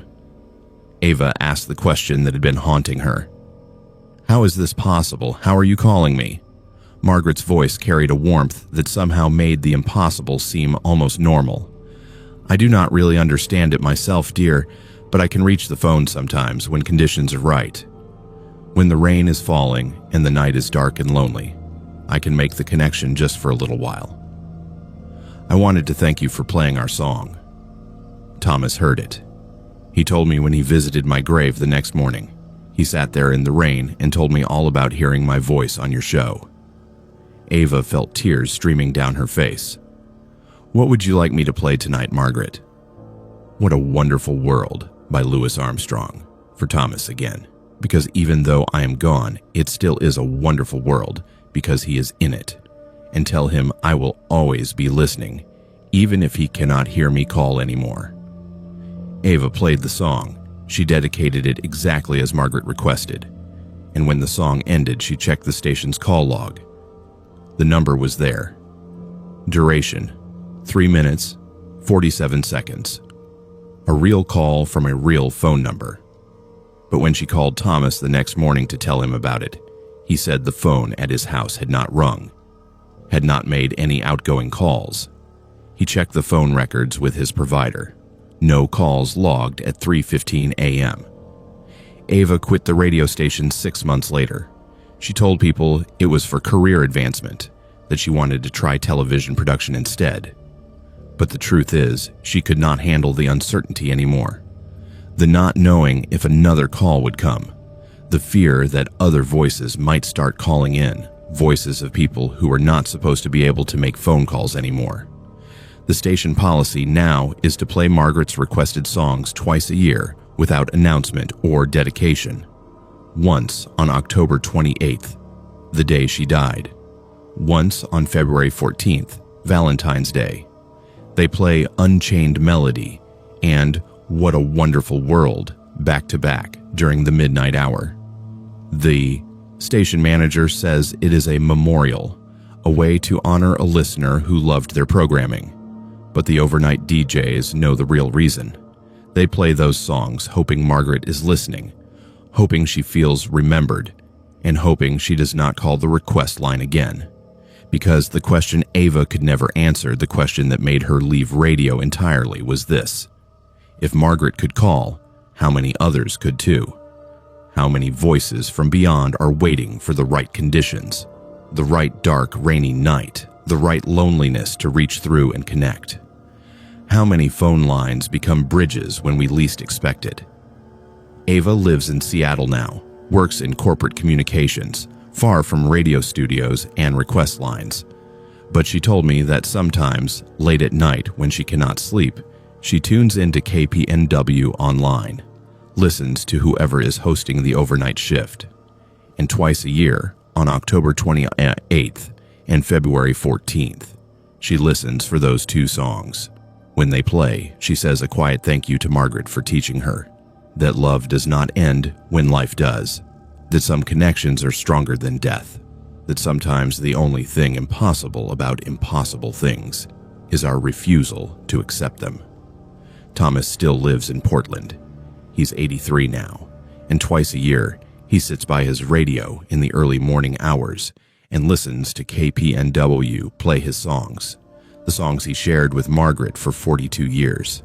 And he believes, the way Ava came to believe, that somewhere in the static between stations, in the electromagnetic space where voices travel through wires and air, Margaret is listening too, still loving him, still missing him, still waiting for the day when their connection can be permanent again, when the distance between them finally closes and the phone stops needing to ring.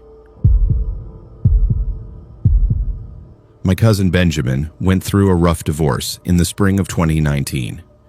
After 15 years of marriage, his wife left him for someone she had met at work, and Benjamin was devastated. He found himself suddenly alone in a house that felt too big, with friends who were really couple friends who did not know how to relate to him as a single person anymore. He fell into a depression that worried our whole family. He stopped going out, stopped answering phone calls, just went to work at his accounting firm, and came home to an empty house. His sister finally convinced him that he needed to do something, meet new people, find activities that would get him out of his isolation. Benjamin had always enjoyed hiking and done plenty of trails around Washington State when he was younger. So he went online and started looking for hiking groups, thinking that would be a safe, healthy way to meet people who shared an interest. He found what looked like a perfect fit. Pacific Northwest Trail Companions had an active presence on social media with hundreds of members. The photos showed groups of smiling people on beautiful trails, posts about weekend hikes to locations all over the Cascades and Olympics, friendly conversations in the comments. It seemed like exactly what Benjamin needed. He sent a join request and was accepted within hours. The group administrator, someone named Christopher, sent him a welcome message saying they had a hike planned for that weekend near Snoqualmie Pass and would love to have him join. It was described as a moderate difficulty hike, about 8 miles round trip, with a campout overnight at a scenic location. Perfect for someone getting back into hiking and wanting to meet the group. Benjamin felt hopeful for the first time in months. He responded that he would be there. Christopher sent detailed instructions. Meeting point was a trailhead parking area off I-90, date and time specified. Benjamin should bring standard camping gear, food for 2 days, water purification supplies. The message emphasized that cell service would be spotty once they got on the trail, so everyone should plan to stay together as a group. Christopher included a list of the 8 other hikers who would be attending, all with profile pictures and brief bios. Everyone looked normal, friendly, ranging in age from mid-20s to late 50s.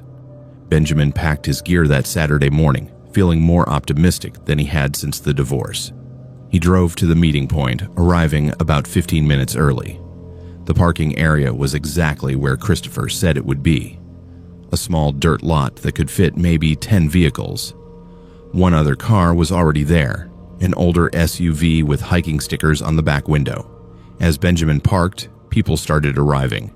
By 9 a.m., there were 8 people, plus Christopher, exactly as planned. Christopher was in his early 40s, fit and tanned, with the easy confidence of someone who spent a lot of time outdoors. He welcomed everyone warmly, did introductions all around. The other hikers seemed nice, chatting easily, excited about the hike. Everything felt normal and welcoming. They divided up some communal supplies, checked everyone's gear, and set off up the trail around 9:30. The hike itself was beautiful. The trail wound through old growth forest, crossed a few streams, climbed steadily, but not too steeply. The group moved at a comfortable pace, Christopher leading, everyone chatting and getting to know each other. Benjamin found himself relaxing, enjoying conversations with a woman named Rachel who worked in tech, and a retired teacher named Paul. This was exactly what he needed. Connection, nature, distraction from the pain of his failed marriage. They hiked for about 4 hours, stopping for lunch at a clearing with views of the surrounding peaks. Christopher pulled out a map and showed everyone where they were headed. The campsite, he said, was another 2 miles ahead, at a remote lake that was not on most trail maps. A hidden gem that he had discovered years ago. Everyone was excited by the promise of a pristine, uncrowded location. The trail got narrower as they continued, less maintained. Christopher said this was expected, that they were leaving the official trail system for the last mile or so. Benjamin noticed that several of the other hikers were checking their phones and commenting that they had lost cell service completely. Christopher laughed and said that was part of the appeal, getting truly disconnected from the digital world for a night. They reached the lake around 4 in the afternoon. It was beautiful, exactly as described. A pristine alpine lake surrounded by forest, no signs of other campers. They set up tents, gathered firewood, started preparing dinner. Everything felt normal and pleasant. But as evening fell and the group gathered around the fire, the tone began to shift. Christopher started talking about the real purpose of the group. He said that modern society was failing, that people were too dependent on systems that were about to collapse, that economic and environmental catastrophe was imminent. Benjamin exchanged glances with Rachel, who looked uncomfortable. Christopher continued, pulling out literature from his pack, pamphlets and booklets about survivalism, about preparing for societal breakdown, about creating alternative communities away from government control. Benjamin realized with growing unease that this was not just a hiking group. This was recruitment. Christopher was charismatic and persuasive, talking about how the group owned property in remote areas, how they were building sustainable compounds, how they needed more people who were ready to abandon mainstream society and embrace a different way of living. He made it sound reasonable, logical, even appealing. Some of the other hikers were nodding along, clearly already convinced or in on the pitch, but Benjamin saw that he was not the only one who had been deceived. Rachel looked scared. Paul looked confused and uncomfortable. 2 other hikers, a young couple named Mark and Jennifer, were whispering to each other with worried expressions. Christopher said they would spend the next day discussing the philosophy and practical aspects of joining the community. That everyone should keep an open mind, that this was an opportunity most people never got. When Rachel said she wanted to leave, wanted to hike back out that night, Christopher's demeanor changed. The friendly guide became cold and aggressive. He said they were miles from the trailhead, that it was getting dark, that it would be dangerous to leave now, better to wait until morning, have the discussion, make informed decisions. Benjamin realized they were surrounded. The hikers, who were clearly part of the recruitment, 5 of them, had positioned themselves around the campfire in a way that blocked the obvious routes back to the trail. Christopher made it clear, without explicitly threatening, that leaving was not an option. They would all stay the night, they would all listen to what he had to say, and in the morning they could decide whether to join the community or go back to their failing society. Benjamin knew he had to get out. He had read about cult recruitment tactics during his divorce when he was trying to understand manipulation and control. This was textbook. Isolate the targets, present an alternative worldview, use group pressure, and implied threats to prevent departure. He needed to leave before morning, before things escalated. He waited until around 2 a.m. when most people were asleep. He quietly unzipped his tent, grabbed his pack, and started moving toward where he remembered the trail leading back. He made it about 50 yards before a flashlight beam caught him. 2 of Christopher's people, a man and woman, blocked his path. They did not speak, just stood there, making it clear he was not going anywhere. Benjamin made a decision. He dropped his pack and ran, not toward the trail but into the forest at an angle, hoping to circle around and find the trail on his own. He heard shouting behind him, heard people giving chase. He ran through the dark forest, branches whipping his face, roots trying to trip him. He had no light, no gear, just panic driving him forward. He ran for what felt like hours, but was probably only 30 minutes before he stumbled onto a logging road. He followed it downhill, reasoning that all roads lead somewhere. Dawn was breaking when he finally found a highway. He flagged down a truck driver who called the police. When authorities investigated, they found the lake, found the campsite, but found no one. The tents were gone, the fire pit cold, no evidence that anyone had been there recently. Christopher's social media group disappeared that same day. Every post deleted, every member removed, the page gone as if it never existed. The photos Benjamin had seen, the profiles of other members, all vanished. Police could not find any record of the group or anyone named Christopher matching the description. The other hikers Benjamin named could not be located. Rachel, Paul, Mark, Jennifer, none of them appeared in any missing persons databases. No one else came forward reporting similar experiences. Benjamin found a news article from 6 months earlier about a hiker who disappeared near Snoqualmie Pass and was never found. The man's family said he had mentioned joining a wilderness group he found online, but police found no evidence of such a group. Another article from a year before that, similar story. Hiker joined online group, went on trip, never returned. Benjamin still lives in Washington, but he deleted all his social media accounts. He never went hiking alone again, and he warns anyone who will listen about online groups that promise community and connection, because somewhere in the remote areas of the Pacific Northwest, survivalist groups are recruiting vulnerable people, isolating them, and making them disappear into compounds or worse. Benjamin escaped because he ran. The others at that campsite, the ones who stayed until morning, he does not know what happened to them. He hopes they refused the recruitment and went home. But part of him knows they probably did not. Part of him knows they are still out there, somewhere in the forests, living in compounds run by charismatic leaders, cut off from the world, believing society has collapsed when really they have just been made to disappear. My coworker Isabella did one of those ancestry DNA tests in the summer of 2020.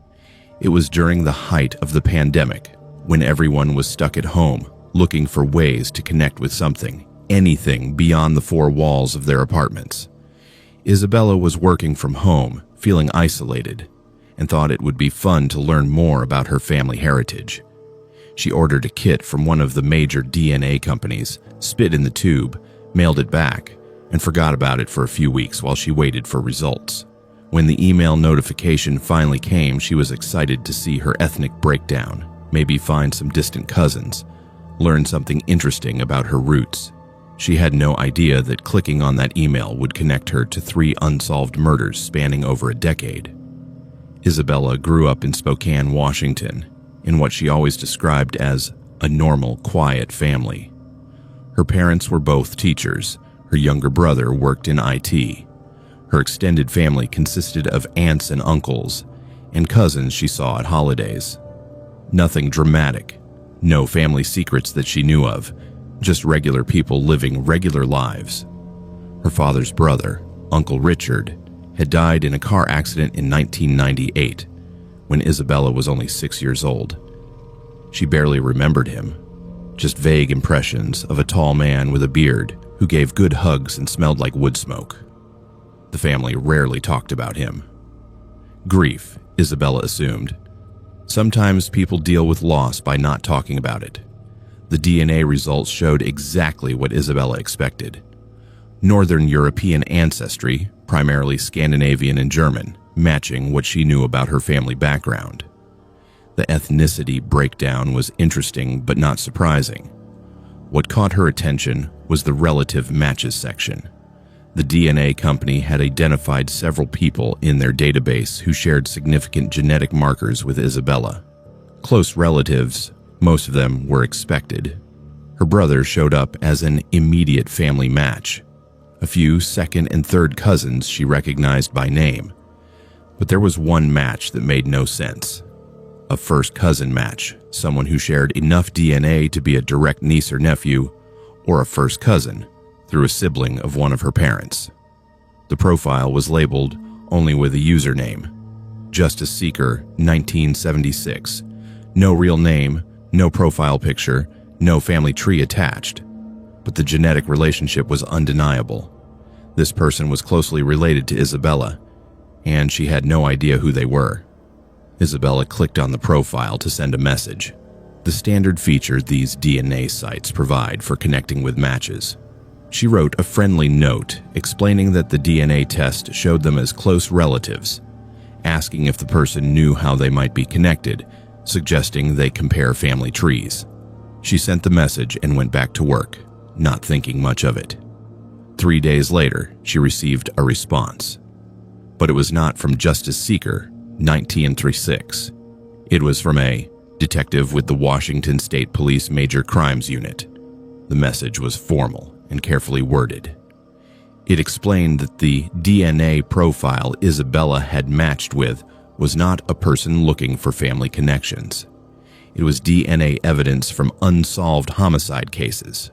The profile had been entered into the genetic genealogy database as part of an investigation using familial DNA matching techniques. And Isabella's DNA indicated that she was a close relative of the person whose DNA had been found at multiple crime scenes. Isabella felt her world tilt. She called the number the detective provided, barely able to process what she was reading. The detective, a woman named Sergeant Mitchell, explained the situation carefully and compassionately.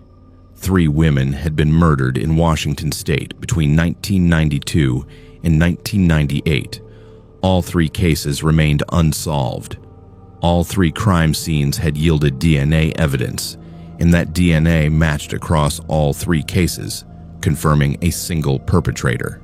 That DNA had been entered into criminal databases, but no matches had been found.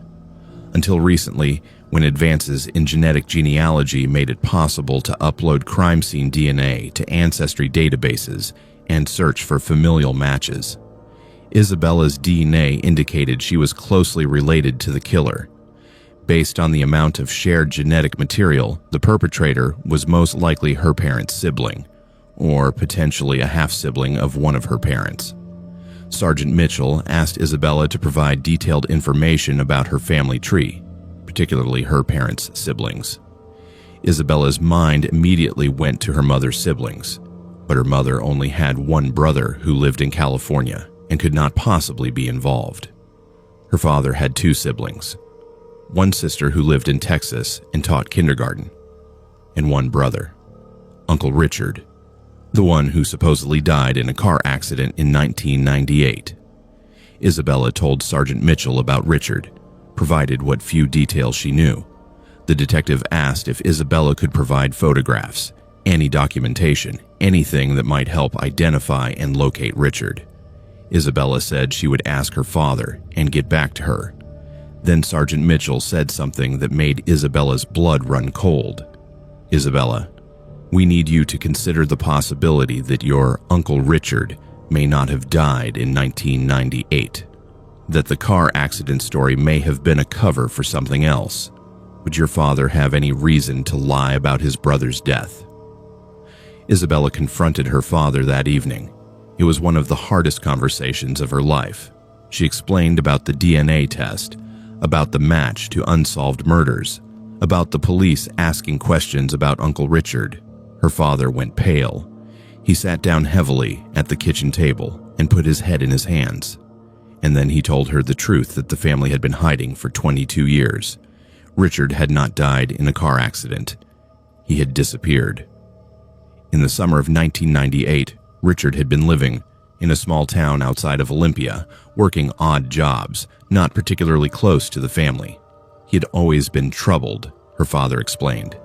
Anger issues, problems maintaining relationships, a worldview that blamed others for his failures. In July of 1998, Richard had called their father, Isabella's grandfather, and said he was leaving, going off-grid. That society was corrupt, and he needed to live according to his own principles. He said not to try to find him, not to report him missing, that he was choosing to disappear. The family had been worried but also somewhat relieved. Richard's presence had always been disruptive, uncomfortable. They told people he had died in a car accident because it was easier than explaining that he had voluntarily cut ties with his entire family. Easier than admitting they had a family member who rejected them so completely. The fake accident story became family canon, repeated so often that younger members like Isabella grew up believing it as fact. But now, with Isabella's DNA test connecting Richard to multiple murders, the timeline made horrible sense. The murders had occurred in 1992, 1994, and 1998, the last one in June of 1998, just weeks before Richard had called to say he was disappearing. He had not left to live off-grid. He had fled because he was about to be caught, and the family's story about his death had provided him cover, made it so no one was looking for him, made it easy for him to create a new identity somewhere else. Sergeant Mitchell and her team moved quickly once Isabella provided the family information. They obtained photographs of Richard from the early 90s, ran them through facial recognition systems, cross-referenced with known aliases and identification documents. Within 2 weeks, they found him. Richard Moore, formerly Richard Anderson, living in a remote compound in eastern Oregon, part of a survivalist community that asked no questions about people's pasts. The arrest happened on a Tuesday morning. Isabella watched the news coverage in shock. Footage of police vehicles surrounding a rural property. A man in handcuffs being led out, looking older and harder than the uncle she barely remembered. The news identified him as a suspect in 3 cold case murders from the 90s, apprehended thanks to genetic genealogy techniques and family cooperation. The evidence was overwhelming. Richard's DNA matched the crime scene evidence perfectly. His vehicle from the 90s matched witness descriptions. His movements and locations corresponded with where and when the murders occurred. All 3 victims had been women he had encountered through work or social situations, women who had rejected his advances or perceived slights. The murders had been brutal, rage-driven. Prosecutors built a case that showed a pattern of escalating violence, culminating in the 1998 murder that had spooked him enough to disappear. The trial was in 2021. Isabella's family fractured under the weight of revelation. Her father was devastated, drowning in guilt for having covered for his brother, even unknowingly providing him protection with the fake death story. Some relatives refused to believe Richard was guilty, insisted the DNA evidence was planted or contaminated, that this was persecution. Others were horrified, couldn't reconcile the man they knew with the crimes he had committed. Isabella was called to testify about how her DNA test led to the investigation. She sat on the witness stand and explained the simple curiosity that had led her to spit in a tube, the shock of learning her DNA connected to unsolved murders, the unraveling of family lies. The defense attorney tried to suggest she had ulterior motives, that she had suspected her uncle all along. But Isabella's testimony was straightforward and credible. She had not known. None of them had known. They had just wanted to forget about Richard and move on with their lives. Richard was convicted on all 3 counts of first-degree murder. He received 3 consecutive life sentences without possibility of parole. During his sentencing hearing, he showed no remorse. He claimed the women deserved what happened to them, that they had disrespected him, that he was simply enacting justice. He said he had created a new life in Oregon, that he had found peace in his survivalist community, and that he would have continued living that life if Isabella had not interfered with her DNA test. He looked directly at her and said she had betrayed family by cooperating with police. Isabella has not submitted to any interviews about the case. She deleted her DNA profile from the Ancestry site, though the damage was already done. She wonders constantly about the implications. If she had not taken that test, Richard would still be free, living under an assumed identity in Oregon. The families of his victims would still have no answers, no closure, but her own family would not have been destroyed by the revelation that they had harbored a murderer, even unknowingly. She thinks about the 3 women whose lives Richard took, Jennifer Hartley, murdered in 1992 at age 26. Michelle Torres, murdered in 1994 at age 31. Denise Carlson, murdered in 1998 at age 24. All of them with families who spent decades wondering what happened, who killed their daughters, sisters, mothers. Isabella's DNA test gave them answers. Her cooperation with police gave them justice, but it came at the cost of her own family's sense of identity and peace. The DNA database companies now include warnings when people sign up, information about how DNA can be used in criminal investigations, how familial matching can implicate relatives, how that simple tube of spit might reveal family secrets better left buried. But how many people actually read those warnings? How many people understand the implications? Isabella still works at the same company where we met. She rarely talks about what happened unless directly asked, but I know she struggles with complicated feelings. Pride that she helped solve 3 murders. Guilt that her curiosity destroyed her family. Fear about what other secrets might be lurking in genetic databases, waiting for someone to innocently match with them. She told me recently that she wonders how many other cold cases are waiting to be solved through genetic genealogy. How many killers are living under assumed identities, feeling safe because they disappeared before DNA databases existed. How many families have constructed careful lies to cover for relatives they wanted to forget. And how many curious people will order ancestry tests in the coming years, expecting to learn about their ethnic heritage, only to discover that their DNA connects them to crimes they never knew happened. Richard is in prison. The families have answers, and Isabella lives with the knowledge that sometimes the truth destroys more than it heals. But that does not make revealing it wrong, just painful, unavoidably, irreversibly painful.